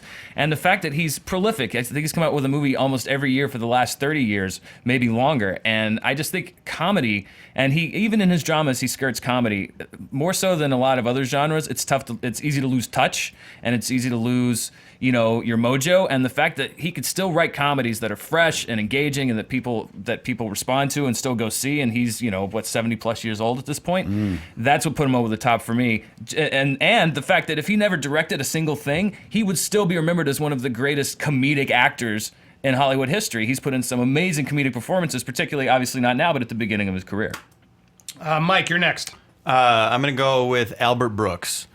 Albert Brooks is incredible and is underrated, and it's like somebody who doesn't even come up in conversations. Like, I was looking through lists of these guys, and like he's not in most of them, which is crazy to me because like there's not a guy who I think has like put himself more into these movies, like made these really deeply personal documents that are both funny and sad and touching and like very inspired, like deal with all the issues that we're talking about regarding Henry, like stuff that we deal with every day, stuff like relationship stuff, the mortality, all this stuff. And this is a guy that has like really said all these things very gracefully is not the word, but like just brilliant. I'll say brilliantly, yes. And he's somebody who doesn't get brought up, I think, because he doesn't make a lot of movies. But as far as somebody who like puts himself out there and like does stuff that's incredibly inspired and incredibly moving, incredibly important to me, I'm going with Albert Brooks. Kevin, who are you picking? I'm going with Clint Eastwood, the probably most successful actor / director of all time. Started on one side, crossed over the other, and kept jumping back and forth throughout his entire career. Never left one behind for the other. Nobody could deny the man's won Academy Awards, but that's not even a bar of excellence in my mind. You can sit through almost every Clint Eastwood movie, and every Clint Eastwood movie is different. Every Albert Brooks movie is an Albert Brooks movie, very strictly for an Albert Brooksian audience. But with Clint, what was yours? Who's your guy? Woody Allen. Woody Allen, of course, every Woody Allen movie you go to is exactly a Woody Allen movie, and that's what you want maybe in your director. If you're following a director and you're a fan of a director's work, you want to see their work specifically done in that tone over and over again. Thank God there are people out there that like that, otherwise I wouldn't have a career. But if we're looking for a filmmaker who can give you a movie different every time and work across a bunch of different genres and styles, is a guy who's been doing it for decades and is now how old? Anybody know how Clint Eastwood is? 80-something. Something like that. And he's still working. Usually 85. 85, and we're still getting at minimum one, generally 2 movies a year out of this guy. He's prolific as hell. He's got film in his blood. Even though he doesn't write these scripts, he makes them his own, man. He finds weird ways to make a story about a woman boxer oddly personal and something, you know, about him. He puts himself in his work as much as an Albert Brooks puts himself in his work, or Woody Allen puts himself in his work, but he never puts himself front and center unless he's playing the star. And even then, it's all about the other performances and the work itself. You take, this is the week, I'm sorry, I'm going to get killed for making this argument again, but you take Woody Allen out of a Woody Allen movie, you take Albert Brooks out of an Albert Brooks movie, you don't have much left. Clint Eastwood, man, I think that argument falls apart right there. Sorry, Clint Eastwood, ladies and gentlemen. I don't think it's fair to say that, you know, if you go see a Woody Allen movie, you're seeing the same one over and over. Like, I think if you were to watch Sleeper and Match Point and Midnight in Paris and Annie Hall and Hannah and Her Sisters, and you took the director's name off it, I think they'd be surprised to know that the same person directed all of them. I disagree. They'd see the front credits and be like, oh my God, it's Woody Allen. Yes, I will concede they all have the same opening credits. But I think that he kind of gets pegged. People remember, you know, Annie Hall, and they remember the kind of Woody Allen lead roles that he played, and they think that he only does this kind of New York-based comedies, and that's not true. He's worked across musicals and drama and comedy. He's worked across all different genres. And for me, you know, again, and it's actor-director, so I think that, you know, Clint Eastwood is a very iconic actor. I think, and still is, I think as a director, lately, some of his output has been a little... I went and saw Jersey Boys, and I was like, Clint Eastwood should not have directed this movie. And J. Edgar kind of came off as a bit of an Oscar push for his actors, and I think that he's a little more... I'm not sure what some of his choices are like. Woody Allen, he'll throw it all at you. He'll do a bad one maybe, but then the next one comes up and it'll be great and it'll get nominated for awards and stuff. So I just feel like you're always guessing on what Woody Allen's going to do. Clint Eastwood has been a little more uneven You lately. just described Clint Eastwood's career. You're like, he throws out a bad one, but then boom, he's back with an award winner. Same career, absolutely. Except with Clint Eastwood, you don't also have the ick factor. You know what I'm saying? You know what I'm saying? You might lose it. I know some people like keep the work, keep the personal life out of the work, but it's tough to separate. Andy just wrote on ick factor though. So Right now, Listen, he did say it. it's not. I'm not going to go down that road. If you want to judge against me based on that, you can. But I'm not going to go down. I gotta take it in. I'm keeping it based on the work, and the fact is that he is both an amazing actor and an amazing director, and continues to be. Roman Polanski also a great director. Let's just leave it there. But you know what? Don't judge it on that. That shouldn't be part of it. I'm just. I don't know where to go from there. Is Albert Brooks Albert icky? Brooks. No, No, he's not at all. he's hilarious. He's wholesome. wonderful. He's wonderful. His bits are amazing. First of all, he's also Hank Scorpio in The Simpsons, which is the greatest character of all time. That's a side note. Anyway, Have you ever seen a man yell at a shoe? Yes, once. it's the greatest. That's the greatest episode. Albert Brooks. Obviously, I'm not going to win. Like, we're not going to win debating movies or who's made better movies. I'm just picking Albert Brooks because I just feel like he makes the most personal things. I think it's great that like you couldn't take Albert Brooks out of that because like it's a complete like extension of himself. These movies, and I think that's what he even does. And Woody Allen does that too to some degree. But I think there's a little bit of a wall sometimes between Woody Allen and the audience. And I think Albert Brooks is like, this is me. This is exactly who I am and what I think, and here it is. And that's all he ever does with movies, and that's why I think he's so great. These guys are great. I mean, there's tons of amazing movies from both of them, but like Albert Brooks is such a specific, singular filmmaker, and I'm being selfish, but like such a person that personally moves me. Like this, I relate to this guy. I love this guy, and I think that that's such a special thing that this guy has with the audience. Well, and let me say this about Albert Brooks, and I love Albert Brooks, and I love his work, and it is great work. But where I think he loses a little bit is that he had a fantastic window in the 70s and 80s, and he was pumping out stuff, and everybody knew who he was. And He had was a Kevin Smith period. But I feel like you're right. He does what he wants to do, and that means he doesn't do much nowadays. And I think that there's He's also having a Kevin Smith period. I think there's a generation now that might not really be aware of him, whereas I think where we You have it pointed a at little me bit. when you said that. No, Dan. I did not. That was kind I of hurtful. promise you I did not. You indicated this way. I did not. How many people have asked for you on this show? I'm telling you. That's true. I'm kidding. But I think again, when you're comparing three great filmmakers, you got to go to the little stuff. And my little knock against Albert Brooks would be that he's not as prolific, and I think that people have kind of lost him over time. And his work still remains, but Woody Allen and Clint Eastwood both have stayed current, and they're still producing a lot of work. And your knock towards Eastwood, just so I'm clear on your final thoughts? My knock toward Eastwood, I mean, again, it's hard to knock Eastwood. He's a great director, but I just think that Woody Allen is still making fresher stuff, and I think his overall quality is a little bit better. And I think just the fact that Eastwood works in kind of timeless themes, Eastwood works in mostly drama, and he works in these heavier themes. And the reason that I'm putting Woody Allen just a step above is that he tends to work in comedy, and it's hard to keep fresher. It's hard to keep fresher in that genre, and the fact that he can do it, that's why he kind of puts me over the top. Kevin? I thoughts? think that if it comes down to the definition of actor director, we didn't say whether it was acting directing the same film or Greatest director who was also an actor. Yeah. So in the case of Brooks, he may not be directing much, but Albert Brooks was just nominated for Academy Award for Drive, so he's acting his ass off still. So he's still working, still relevant, and he works at his pace. He puts. Are you helping him? I'm trying. I like Albert Brooks a lot. I don't want to dismiss it, but. At the end of the day, let me see. Let's put it this way. And I'm not going to use my father as the be-all, end-all Sin East because he wasn't. He was a man who liked movies. And I think he kind of represents America. He was not the guy where I'd be like, Dad, let's go see the latest Richard Linklater film. No, that wasn't his bag so much. But he loved Clint Eastwood movies without saying, I love Clint Eastwood movies. Just turned out every movie Clint Eastwood directed, he absolutely loved. My dad, some Albert Brooks he liked, some wasn't for him. It was too intellectual. Woody Allen, same thing, man. But you want to talk about a filmmaker who's reached more people with, movies, you may not like them, but they go deeper. It's like some people can't digest an Albert Brooks movie because they're like, it's too cerebral. I don't know, it's not my kind of humor. And, some people find a Woody Allen movie distasteful at this point, even if they don't find it distasteful. Maybe it's just too much for him. It's just like, this is too much intellectual New York navel gazing. And this is not my opinion. I'm not saying that about Woody, but I'm saying that's what keeps people from diving deep into those two pools. But everybody, whether you like it or not, one of the most relevant films of last year is American Sniper. Who was behind the camera on that movie? It's Clint Eastwood. So I would say, as an actor who directs or director who acts, Clint Eastwood, he's a legend, man. Whether you like his movies or not, he's doing it. Final thought? Are you good? I'm just gonna say, Defending Your Life is beautiful. Amazing movie. Alicia. Well, Albert Brooks has been nominated once for an Academy Award for Back in the acting, day. but for broadcast news. Yeah, that too. he Yeah, should but have got- recently he was nominated for Drive, No, wasn't he? Best wasn't. Supporting. No, he should have been, but he wasn't. I got it wrong. Unfortunately. But Clint Eastwood has been nominated twice as Best Actor, as well as a bunch of times for Director. Woody Allen's just been nominated once as an actor, bunch of times for Director, but he's been nominated more than any other screenwriter for his writing. For writing, interesting. Woody- What was he who, Woody acting? Allen? But just Hall? one What nomination for was he acting, not- yeah, Annie Yeah, Hall. and best actor for Annie Hall. And then a lot of people on Twitter saying they would have chosen Mel Brooks.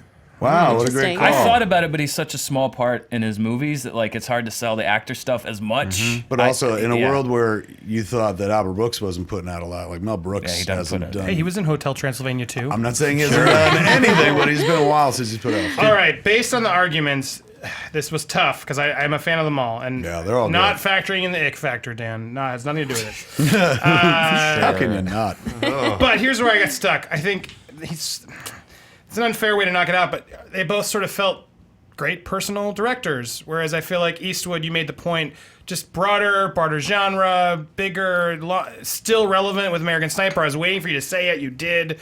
At the end of the day, Kevin got the point with the Eastwood argument.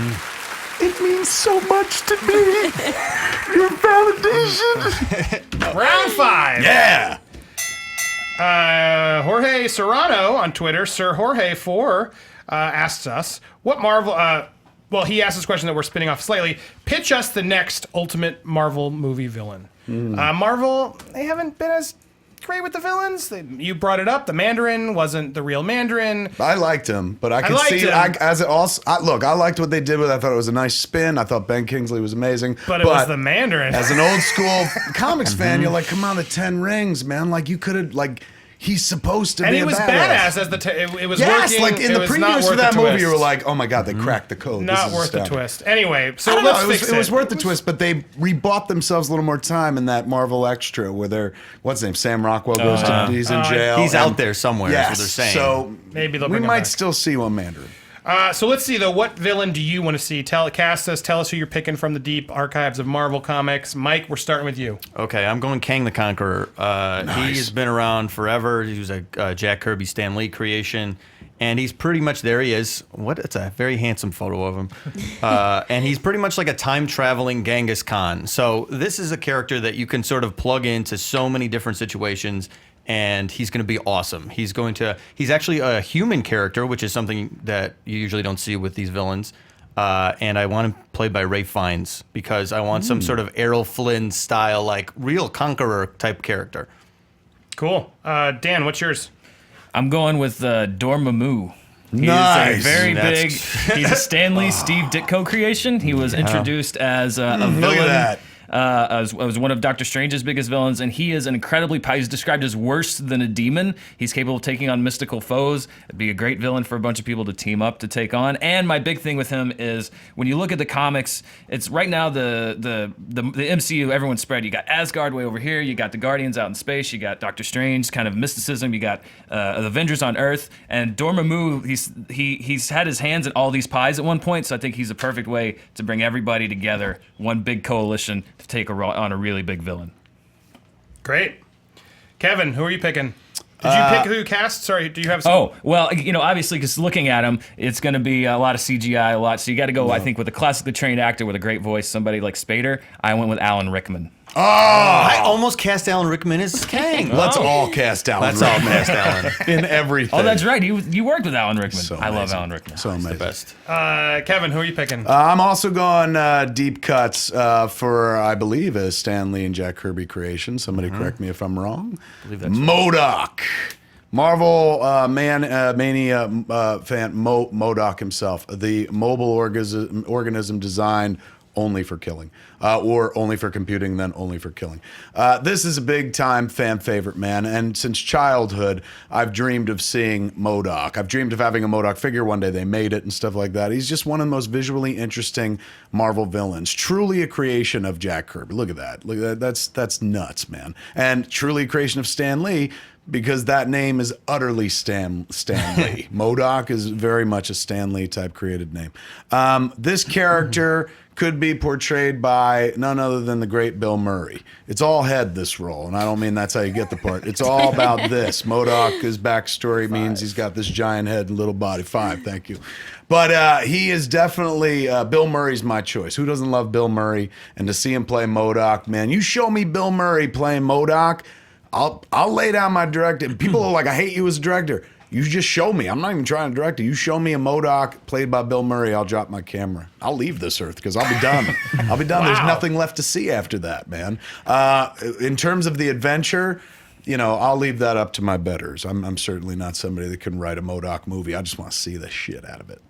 Mike, you fought for MODOK in a previous round, didn't you? I certainly have fought for MODOK. I mean, he has a giant head. Why wouldn't you like this guy? Okay. But first of all, now you got to fight against him. Now, look, it's once friends, now enemies. I'll say, first of all, if we're being like studio head, I don't think Bill Murray's signing on for more than one movie, right? That's fine. Kill him. Kill him and he's a bad all right, guy. Fair enough. And as far as Kang, like, Kang is like he's lived a million different lives, which is like something I feel like when we're going to sign a guy to a 9-movie deal, we want to see this guy. There's a Pharaoh version of him. There's King Arthur's court version. There's future version of him. I think that like there's already stories that exist that are going to like are going to make very interesting movies or very parts of movies, and I think that it's going to be better in the long. We're not going to just get one note of this guy. We're going to get a lot of different notes, different type of notes. Can I? Because I don't know as much about Kang. Where did he originate? Like, what's his? He's from the future. But like origin, like does he? Does he anyone specific nemesis or just kind of an overall? I think he's technically a fan. Well, he's related to Reed Richards, I believe. We'll fact check that. Is he a Fantastic Four villain? So I guess he's a Fantastic Four villain. Yeah. Victor Von Doom as well. Yeah. Oh, okay. I'm not going to use that, by the way. I'm just curious. I didn't know. I mean, I guess technically we could say that I'm not allowed to use this because it might be Fantastic Four intellectual property that belongs to Fox. But let's not say that. No, against me. Let's put that in our back pocket. Yeah, I think that MODOK, even with you, when he's just like, well, let's kill him off after one movie. Well, we don't need another one-off villain. That's the problem, is that they have one-off villains. So, but also on a larger point, I love Bill Murray. I think he can do just about anything. That's but shocking, I don't, Dan. But, that you like but Bill Murray. I don't see him being a big Marvel villain. I just don't. If he's going to be menacing or threatening, I just don't see him doing it. I personally, number one, I don't think he'd be interested in just putting on a mocap suit and doing it. We're arguing whether it'll happen or not. Like, I'm just saying, we're back there. I've got to put Tell it you in my right head. now, no studio head's going Dormammu, brother. Well, there's our future. Here's why they should. Yes. Is because their problem right now is that their villains don't really do anything. Even Thanos hasn't really unified them in any meaningful way yet, and Loki could have, but he did in the first movie. What I think Dormammu offers is their villains are getting weirder and stranger and more out there, and even I'm going like, how in the world are they going to possibly get all of these people together? Because they're all so far out there. But Dormammu has had dealings with Loki. He could team up with Loki and Thanos.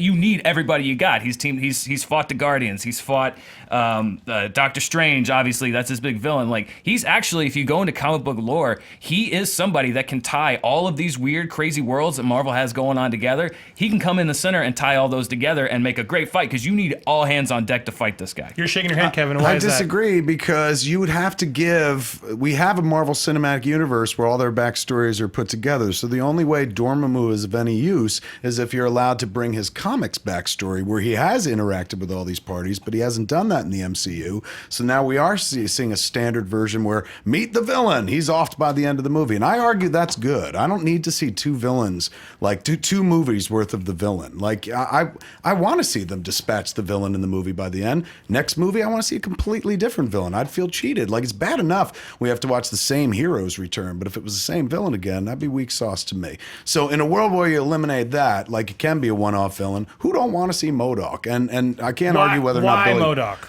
He's visually interesting as hell, man. So is Dormammu, but Dormammu's just firehead.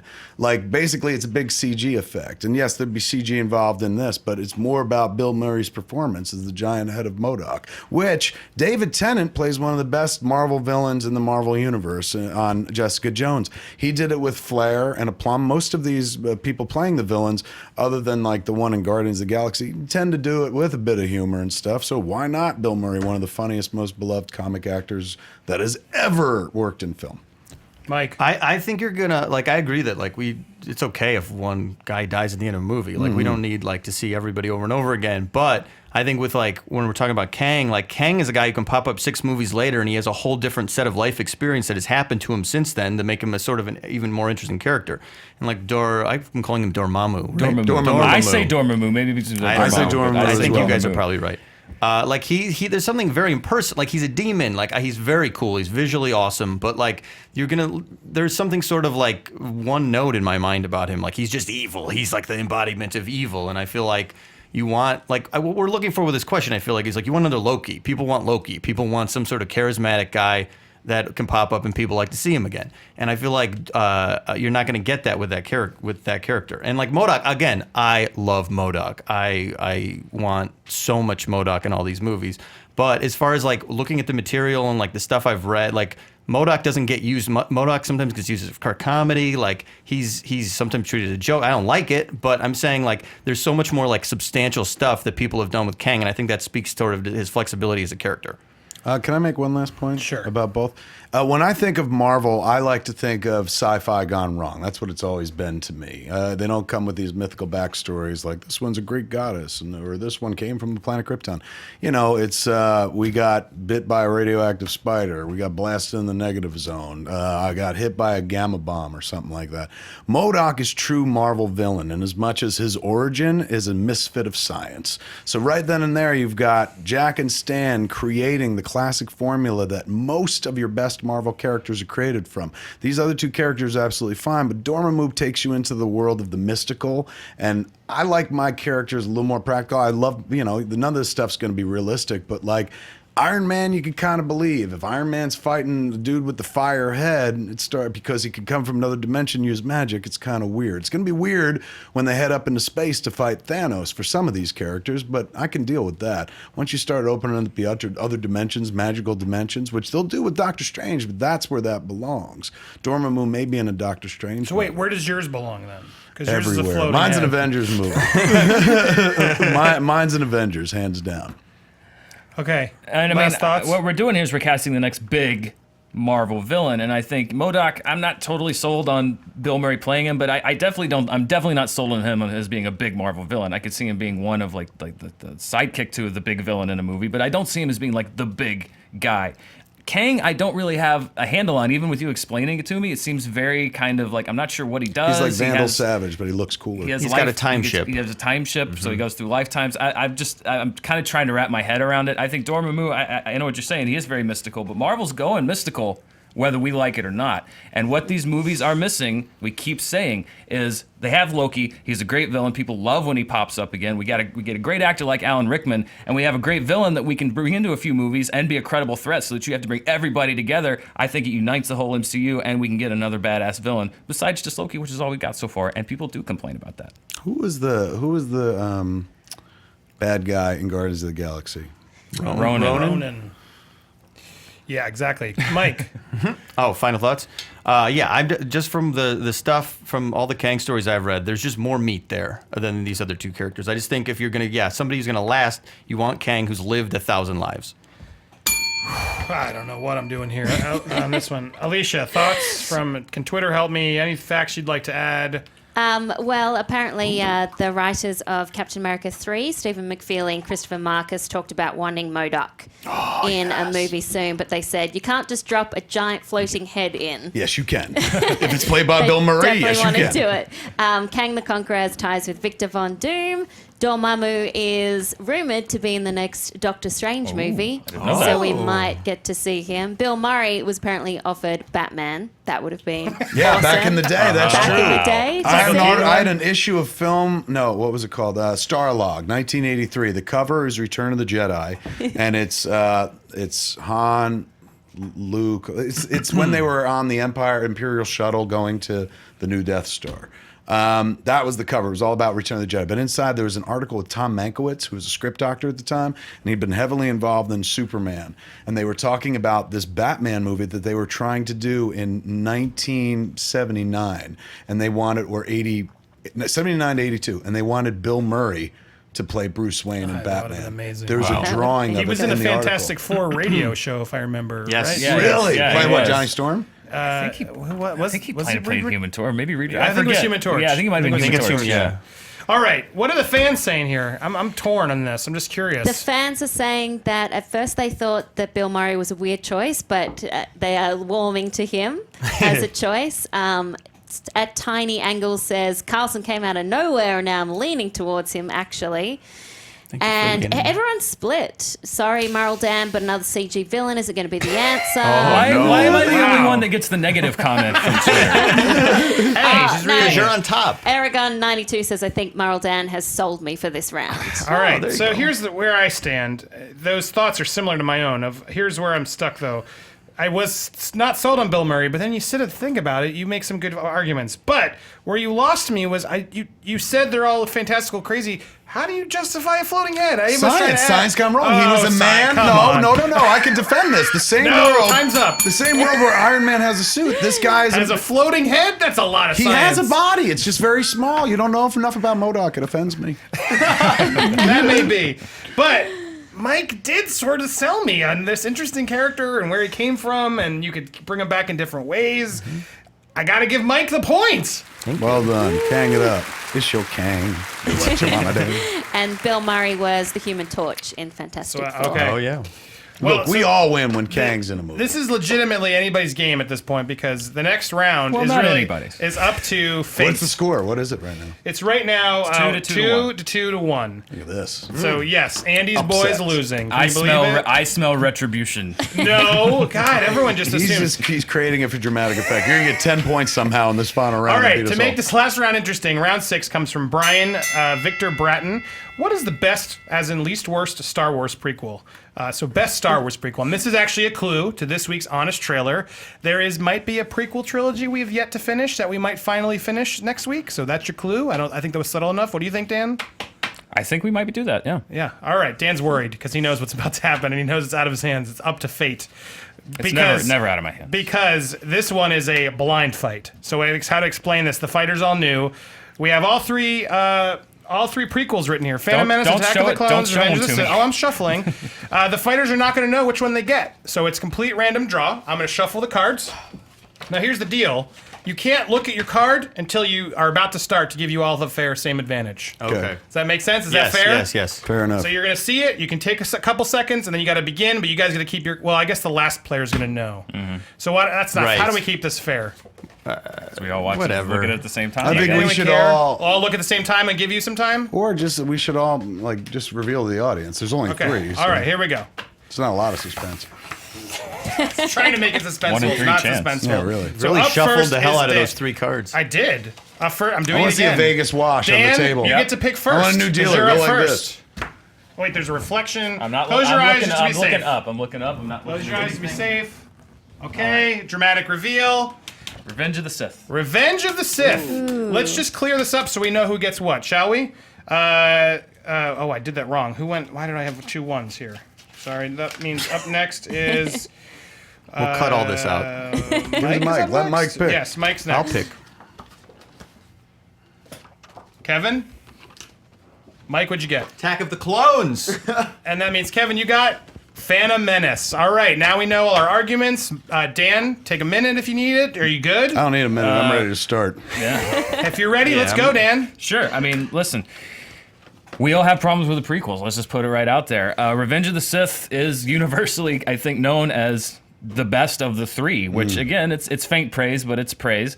It has problems like all the other prequels have, but here's what it does have. It has the culmination of, when I was 5 years old, there was rumors, people that had read stuff, because, when I was a kid, and with you too, I even more. We were kids together. The backstory. That's what Dan's saying. We all grew The up in the same backstory of neighborhood. Star Wars was a total mystery. You heard Yes. rumors, and there was always rumors of Darth Vader got in the suit because he and Obi-Wan Kenobi got in this big Fought fight on a volcano. on a volcano. And I remember this kid going like, oh wow, that sounds awesome. Revenge of the Sith, you finally get to see this thing that's been described to you since you were a child. You get to see Obi-Wan Kenobi fight Anakin Skywalker on a volcano planet. And I take everything else out of it, just that is awesome. That is really cool to finally put a picture to that image. And like I say, it's not a flawless movie, but it's the most action-packed. It has the best action, I think, of the three, and it gives the resolution to the story of how did Darth Vader become Darth Vader.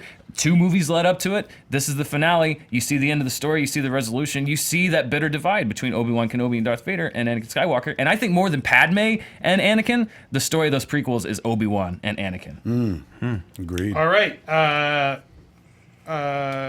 Kevin, you're up. Phantom Menace, you were ready. Okay, well, since there are no clear rules in this contest, I'm going to pull a Captain Kirk on this and Kobayashi Maru this MOF because you said prequels. There's 6 prequels now. So I'm going off card. This ain't the prequel I'd pick. My prequel is Empire Strikes Back. Whoa, nice try. Technically, it's a prequel. It's now a But you prequel. picked. JJ's movie. You picked. Well, that wasn't fair. There weren't 6 options. There are 6 prequels, we picked not 3. 3. No, I refuse to acknowledge That's there are the now original trilogy. No, that's semantics. They're all prequels That's now semantics. because now we've got the sequels. This is prequels, so they're all altering the deal. prequels. And It's if they're all altering the deal. prequels, I'm going to argue for Empire Strikes Back, I the object finest on You Star will Wars lose. movie ever You will made. lose if you argue Empire. If you'd like to gather a minute, I will still Kirk allow didn't you. lose when he Kobayashi Maru'd, Andy. You can That use would be Star Trek unfair. in Star Wars. That would be unfair to the other players. It's clever, but you got to pick what you got. If you'd like a minute to I think, think we're I going to should have got points. No, I can go. Oh, you're going I to should have go? gotten points for it, but whatever. You're the home viewer. You know what I'm talking about. Okay, here's the idea. Phantom Menace. It's the first one, kids. But good thing they put up that graphic, because right there, that's your price of admission. Right, that's worth the price of admission. Go see Phantom Menace right there, episode 1. Perhaps the greatest lightsaber fight in all of the Star Wars movies. Now, that may be a little controversial. Some people be like, no, when Yoda won, it ripped shit and jumped around the room like a little CG character. Or the first one with Luke and with Darth and Obi-Wan, which was barely a fight at all. That lightsaber battle at the end of Phantom Menace, boy, this hurts. That lightsaber fight, kids, that will make you may have sat there through like the 18 minutes of the pod race and been like, why? That's why. Because eventually you get to see Darth Maul fight a young Obi-Wan Kenobi and then fight Qui-Gon Jinn. Now, let me set the scene for you in case you don't remember. You've been pissing on these movies your whole life, talking about Lucas did this to my childhood. Let me sell you on this amazing moment in Phantom Menace, okay? They're fighting, all 3 of them, right? There's Ben Kenobi, there's Qui-Gon Jinn, played by the great Liam Neeson, and then there's Ray Park playing Darth Maul, who was in the movie for like 1 minute, but whatever, he looked badass, had a lot of facial tattoos. They're all fighting. At one point, they get separated, where Obi-Wan is separated from the fight between Qui-Gon and Darth Maul, and there's this kind of laser door thing that separates them, these power grids, they can't fight. So at one moment, they're battling as the greatest lightsaber fight between 2 people. First time we see that in the Star Wars universe, mind you. We didn't see that in any of the other prequels that I, the ones that I consider prequels. Star Wars, Empire Strikes Back, Return of the Jedi. It was always one-on-one action. This is the first time we saw 2 people fighting against one guy. So 3 lightsaber fights going on at once. And Darth Maul had the most impressive lightsaber ever made. I don't care what movie it is. The double-fisted lightsaber, come on, that was amazing. So you got to fight between these 2 masters, the Qui-Gon master, and we didn't know what was in the future for Qui-Gon, so we didn't know how the fight's going to turn out, man. They get separated, and their fight has to stop for a minute. One of the coolest things that ever happened in a Star Wars movie happens. Qui-Gon goes down into a kind of Jedi repose and just sits there waiting for the laser doors to open again. He can't be attacked and he can't attack, and he just goes into a Zen state. On the other side of that laser wall, you got Darth Maul, stalking it up and down like a caged animal, just waiting to go. Both of their lightsabers are off. And then the moment you start hearing the laser doors, boof, boof, boof, boof, as soon as their door opens between them, bam! Liam Neeson, Qui-Gon, is up on his feet, Darth Maul's on the attack, and the fight begins again. It is stunning. One of the best moments of a Star Wars movie, capped by spoilers. Qui-Gon getting cut in half with a lightsaber, something we all wanted to see as children. The only thing we ever saw a lightsaber do is take an old man and empty his robe, cut off a Wampa's arm, cut off a kid's hand, and then later on hurt an old man on the Death Star. This was us seeing a lightsaber do something amazingly cool. I'll give you another moment where a lightsaber does something cool in The Phantom Menace. First time you see the Jedis and everyone reacts like, Jedis on board, shit, like they're scared. And you see him take a lightsaber, spark it up, put it through a blast door and start opening it. Something we as children never got to see in those other movies. We were like, oh, why can't you use it for anything other than cutting open a tauntaun? Phantom Menace gets a lot of crap because of some B and C characters, man, but you got to keep your eyes on the prize. If a movie ends well in the third act, send you home in a good way, man. This lightsaber fight is a battle for the ages. You came back much stronger there. Good work. Thank you. Mike. Can I argue for Ewok Adventure? The cartoon series? Yes. Okay. All right. In my No. world, you could. All right. Attack of the Clones. Here we go. George Lucas was doing something different with these prequel movies that people don't understand, okay? He was trying to tell a story about how evil people come to power. He was not trying to do the original hero's journey story. He was trying to make a point about government and about the history of wars and civilizations, and he was trying to show us with Senator Palpatine how someone like that might rise to power. This finally comes to a head it starts to rear its head in Attack of the Clones. This is the movie where we start to see all of these machinations that Senator Palpatine puts in place to pit the Republic and the evil syndicate with Newt Gunray against each other, which essentially kind of creates a false flag from the end of Phantom Menace. So what I'm saying is this is the best movie because Sith has all the fun lights. We have the iconic moments, and it's cheap. Let's be honest, it's cheap. That's going to work no matter whatever that movie is. It can suck, but at that point, when you see him in the suit, oh, I like that. And like this has got this Phantom Menace. First of all, it's nothing. There's nothing to that movie except for that fight at the end, which again is like very cool. But this Attack of the Clones is the movie where you get the meat of the story, where you see what George Lucas is trying to say about human history and how we deal with government and war, and that's his statement about. You got it. Wow. All right, fight. You guys are now on full blast. Are you selling episode 2 to me based on the machinations? That's what was wrong with the prequels, was endless time. I'm saying you don't understand what he was doing. Another scene of the senator in his office talking about evil plans. That's the worst thing about the prequels. You're right, there's more of that in episode 2. There's more of everything wrong in episode 2 than in all of the prequels. Every bad step that 1 and 3 take is doubled in episode 2. You made the argument for me. You're right. No matter what, mine's gonna work because it has the iconic moments, it has the fun stuff, it has the things that people slogged through these movies to see. Kevin, I agree that the part of the Phantom Menace is cool, but you just gave me 45 seconds out of a 2.5-hour movie. And I would say it was more than 45 seconds. I would. There. It might have been. Andy cut me off. It might have been at least 5 minutes. It might have been a minute and a half of a 2.5-hour movie. And I like how you tried to shuffle Jar Jar off as there's some B or C characters. Jar Jar Binks is an A character. He's an A+ character, and he takes maybe you, buddy, not to me. He takes the movie down with him. 2.5 minutes of a movie do not a good movie make. Mine. He's in your movie too, buddy. He's in yours. These were set up in He's not actually. He's in one shot and he doesn't speak. That's enough. This movie was set up in 1977 when Obi-Wan Kenobi sat in his hut and said he was a great friend.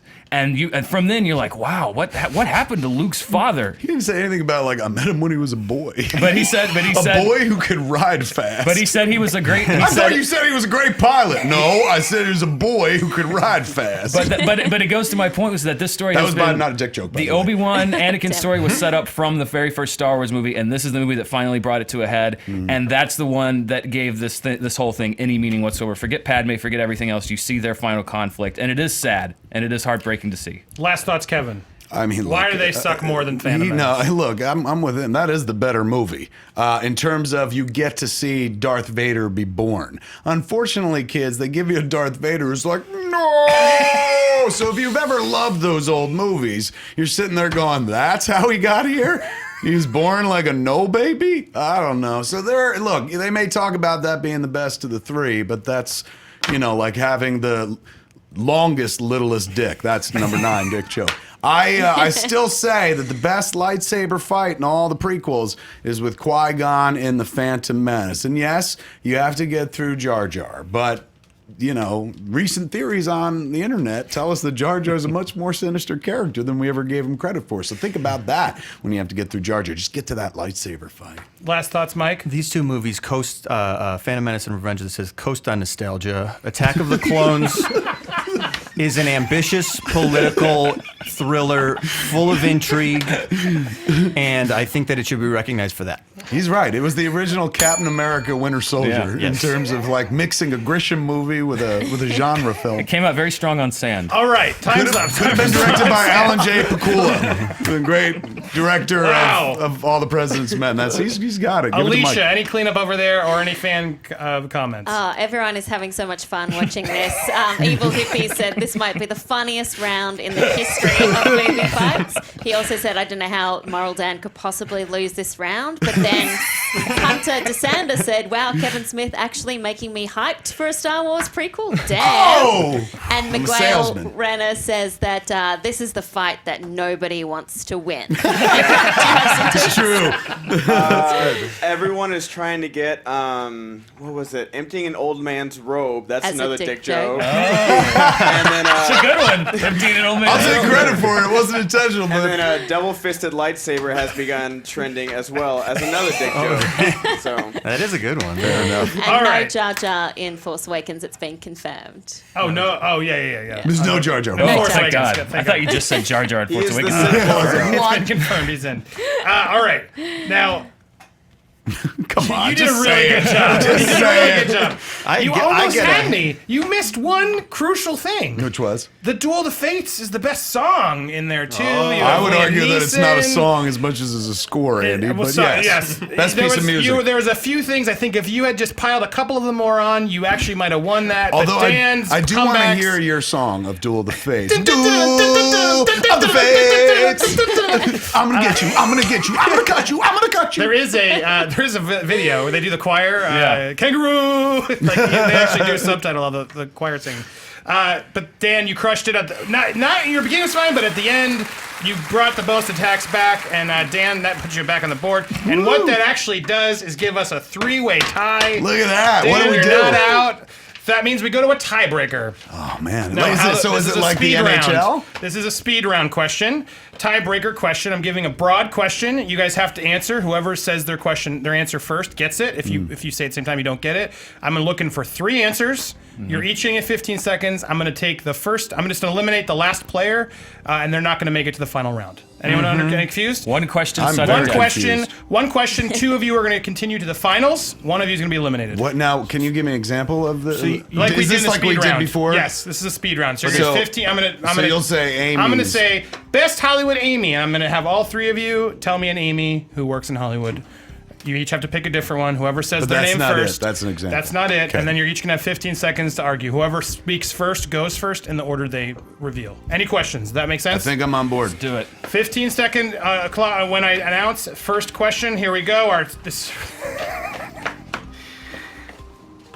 I got to go pick my broadest one on here, and we're going to go with one from Tane Dog on Twitter. Here it is. Tane Answer Dog, quickly. cool. You have to answer quickly.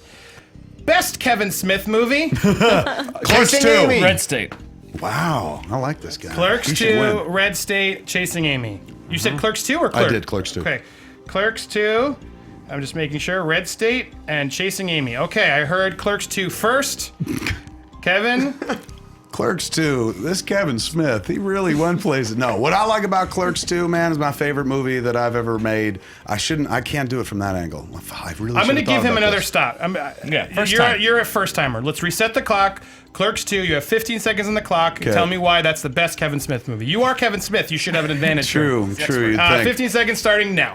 Clerks 2 actually showcases the best Kevin Smith can be. Some will argue that it's Chasing Amy, but that was an immature man reaching for maturity. Clerks 2 is the story of what happens when you get to maturity. It's the story of those 2 guys that we all know and practically are. Great. Red State, why? I'm going to speak in the third person because this is really weird. I love the View Askew-universe. I love all those movies. But when I saw Red State, I was looking at it and I'm like, Kevin Smith is doing things in this movie that I've never seen him done before, stylistically, just in the tone. The fact that it was this kind of whacked out, almost horror movie. I loved that movie. Mike. Jason Amy, go. The emotional core. I mean, I watched this movie so many times, and that, like, all the different moments in it. Affleck's speech in the car. Like, I watched that movie. I cried. I related to it. Like, these were my people. These were people that I was watching, and I was like, I'm gonna be here soon in a couple years. And I think so many people watched it and related to that. And that 5-second rebuttals from each of you. To reply to what they are, 5 seconds, go. I think they're both right. I'm willing to lose to say they're both right. Dan.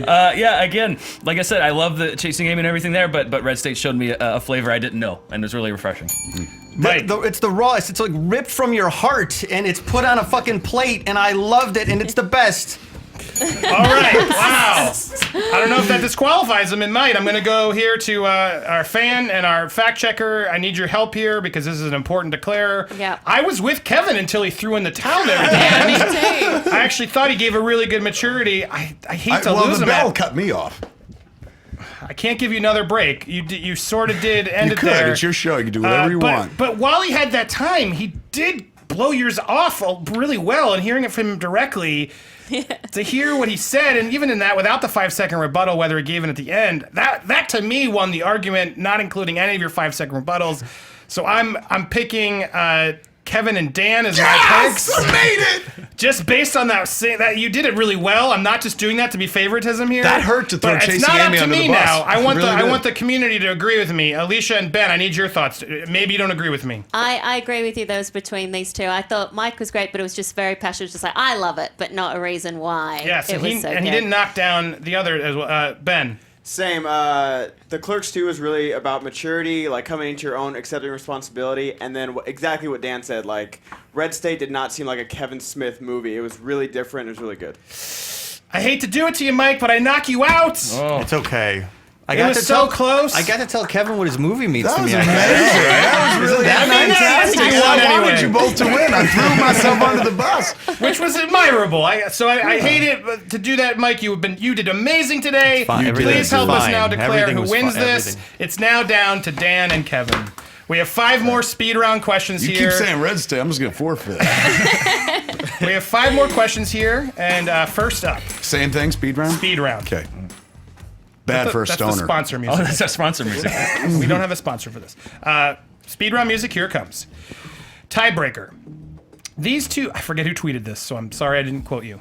These 2 movies are in the bargain bin. Which should I buy?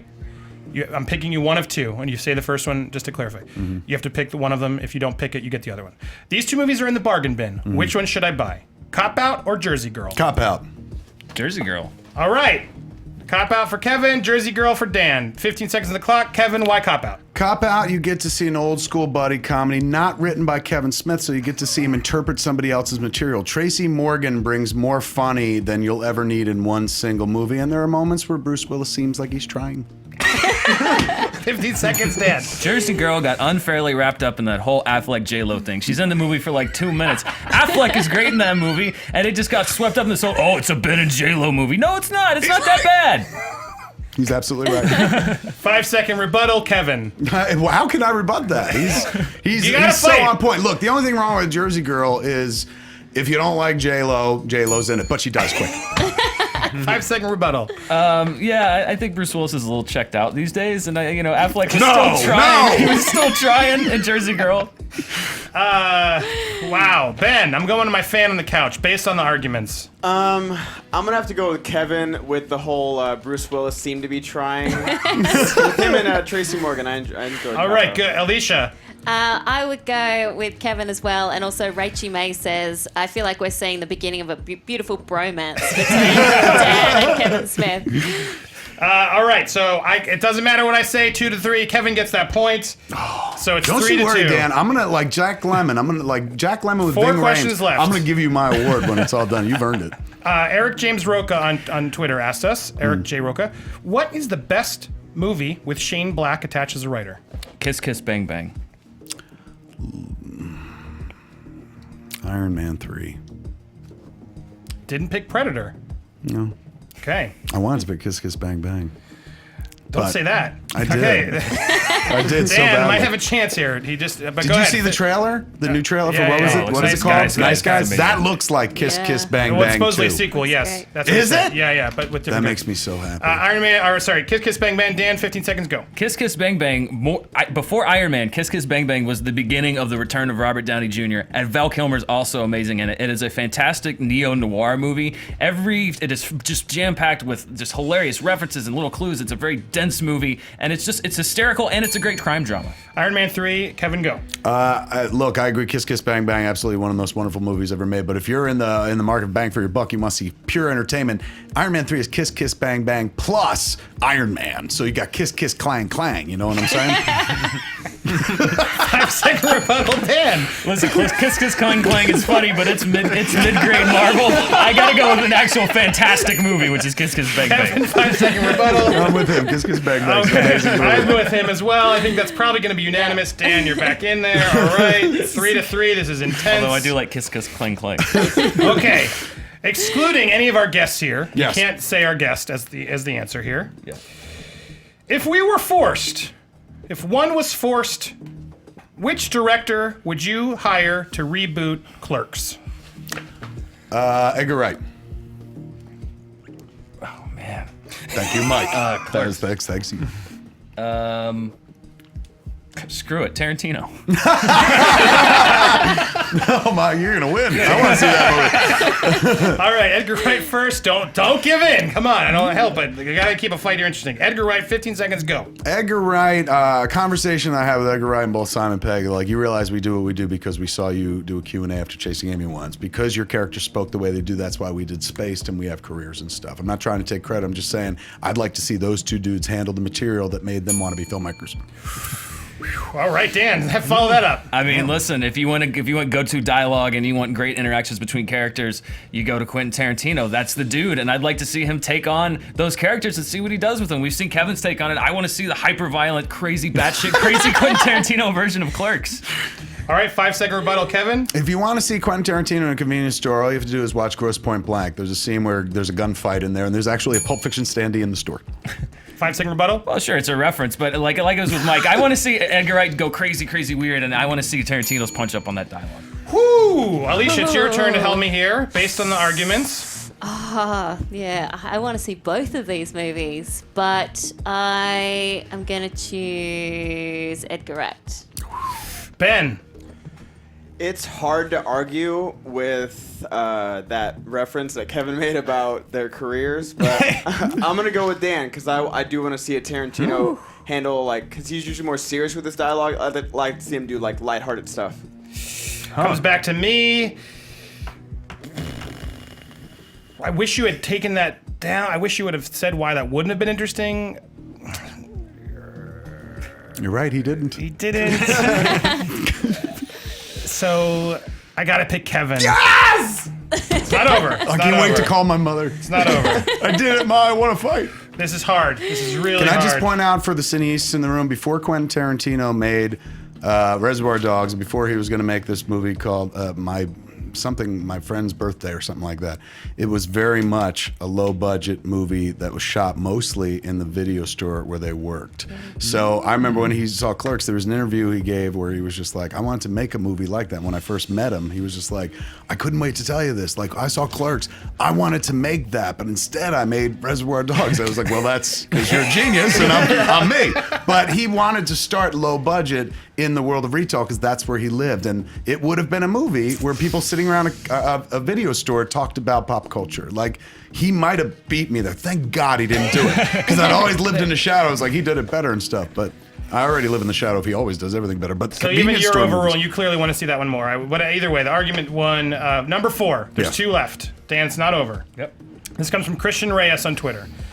What is the best black and white movie of all time? Schindler's List. Wow. We got Schindler's List versus Casablanca. All right. I heard Schindler's List first. We're going to start with you, Kevin. Schindler's List, 15 seconds. In an incredibly impressive career, Steven Spielberg makes a masterwork that stands the test of time, a timeless piece about man's inhumanity to man and the hope that can be found within one of the greatest motion pictures ever made. Didn't even use all his time. He was confident. Dan, 15 seconds. I ain't going con against that, so I got to go super pro. Casablanca is the most perfect film ever made. Not one shot is wasted. Not one line is wasted. Think about how many lines from that screenplay are in everyday use. That movie is literally, there's not one thing to be changed about Casablanca. Okay, 5-second rebuttal. Steven Spielberg's Schindler's List won an Academy Award for Best Picture. Dan? I believe Casablanca did as well. And again, they're both masterworks, and good luck. Mike, it's your turn. All to I'm help going me to here. say is, you know. It's over. Okay, fair enough. Mike, I'm just going I to give need you you guys to help me warning. here. You don't I'm want to gonna come off ignore as you, I didn't mean anti-Semitic, to. so you might want to choose Based Schindler's on the List. All I'm arguments, saying. Mike, where would you Did go? Casablanca win the Oscar? did. That's the way I was going to decide. He didn't know, though. He didn't know, though. I did That's know, true. but I just didn't want to look like a know-it-all. Always night falls in. How can I vote against Schindler's List? Based on the arguments. Based on the arguments, It doesn't matter. If you go against it, people will think you're anti-Semitic. Pick Schindler's List. What's your parents' favorite movie? I'm a quarter Jewish. I'll just throw that out there. So I'm allowed to say Casablanca. Whoa! I'm so I gotta sorry. go. I'm so I gotta sorry. go with the argument. I mean, it's a great classic movie. I don't think it's a perfect movie. Disagree. You're saying that. No, I Disagree. I'm not that. I like it. I respect it more than I like it. Schindler's List, though. That's moves my me. point. Is so that it can't be perfect if you respect it more than you like it. Is my problem. Well, he does, And I your don't. argument on Schindler's List, I just think you did. Well, you didn't drop the Holocaust chord. You gave me the reason why that movie's so strong. So for that reason, I'm picking Schindler's List. I gotta go to you two. Alicia, help me out here. What are you picking? It's so hard to compare Schindler's List with Casablanca. Based on the I know. arguments. Based on the arguments, I'm gonna go with Schindler's List, which I didn't think I would. Okay, so The argument won me. that means. And I Wait. non-cynically chose Casablanca, by the way. So wait, that gives him 5. I don't think That means Dan he can gets the win. win. Yes. That means Kevin gets the win. oh, That was I don't want to be anticlimactic. gross, but this means the world. Do I get to do a speech? Yes, you big Kids. speech. When you're a loser like me, every little win counts. There's that camera. Every little win counts, man. So this is a big win for me. This meant the world, man. I can't wait to come back and do it again. Am I the champion? No. Do I have to the defend my belt- title? Well, now Dan lost to you, so Yeah. Dan didn't bring the belt out, which Title fight might I be told him the not offense. to because I thought you needed to earn it with at least a battle first. Yeah. But now that you've won one, maybe we'll have to try another one with the belt on the line, Dan. I don't know. Maybe so. I want that belt. Wow. Need to hold up my jean wow, shorts. Wow. I got to thank everybody. That was amazing. You guys are not going to miss the after the fight. We're going to quickly stay right here and talk to you guys on Skype and talk in. If you're watching on Screen Junkies Plus, you're going to talk to him. This is amazing. Guys, I got to thank you all. Mike Carlson at Fat Carlson on Twitter, hashtag Botanicus. You crushed it, Botanicus. man. Thank you for coming. Thank you for having me. Was that fun or what? It was great. Anything you'd like to plug? We do a Tournament of Nerd show at UCB every third Saturday of every month at midnight. You should see it. It's very fun. That Hal very Rudnick fun, hosts. yeah. Dan Murrell in the end. Yes. At Murrell Dan on Twitter. How Admiral fun Dan, was this? This was fun, and Mike got his little moment in the speed round, so I just want to share something, which is when I was 15 years old. The cool lady in my mom's office, she knew that I love movies, and she slipped me VHS. She's like, "You got to watch this," and it was Clerks, and it kicked off like phase 2 of my movie fandom. So this was an honor and a thrill, and I love doing this. This is a hero. This right was here. so fun. But when for this all of us. woman gives a young boy a dirty black and white movie, and her I want to talk to. Mr. Kevin Smith, Sir. wow, host of What's in the Box. You know him. And I want to give a good plug here. You got to go to SMOD, SMOD.com. You're touring in Colorado through December in Boulder, Durango, Aspen, so many other places. They can follow you there. And on Twitter, right, at that Kevin That Smith. Kevin Smith. You don't have to look for me, kids. I'm always just trying to find you. I'm the guy haunting you. Plus, I can say you're brewing with some new fun stuff. I We gotta are. say. We talked about it on the podcast. We're doing we do a podcast called FatMan on Batman, and we're gonna start doing it on YouTube. We are, and we're yeah. gonna try and help you get the. And you guys, it's not up yet. They're not there yet, but you might want to go subscribe to Kevin Smith's new YouTube channel at /Kevin Smith. Yeah. And wait, you'll be the first to see this awesome new content and shows that he's putting out. So check it out. You heard it here first, and on it. Well, he told you first, but you can go in now before it's publicly known. So go support him because we're grateful you were here. I hope you had fun. I had a blast. Thanks so much. So fun. Thank you. Alicia Malone, co-host of Profiles at Alicia Malone. How this was epic. This was amazing. Did not let down. I mean, I just had so much fun watching that, and like Dan, I mean, Clerks was a seminal movie in my teenagehood when I worked at a video store. So I felt like a bit of Tarantino in there and Kevin Smith. So thank you for having me. Thanks for letting me do this. Thank you for always being here. And Ben Goddard at X, it's on there, right? There it is. I mean, Schmick. Yeah. Dude, you picked a good one to come on. This was Really epic. did. Thank you for your support. Did you have fun? Oh, it was awesome. Thank you guys so much for having me. This lived up to the hype and more, especially the prequel fight, which was hilarious. That was epic. That is going down for the records. I'm Andy Signore on Twitter, Instagram. Please follow and tell us who you want to see on here. Next week, is it next week? I believe Doug Benson's back. I'm excited for that. So check back, and thank you so much. We'll be here after the fight on Screen Junkies Plus to answer your questions. We'll be back in like 2 minutes, 5 minutes. Thank you so much for watching. Have a wonderful weekend, and bye-bye! Every podcast we put on YouTube comes with this kick-ass graphic listing all the topics your favorite Screen Junkies podcasters are talking about.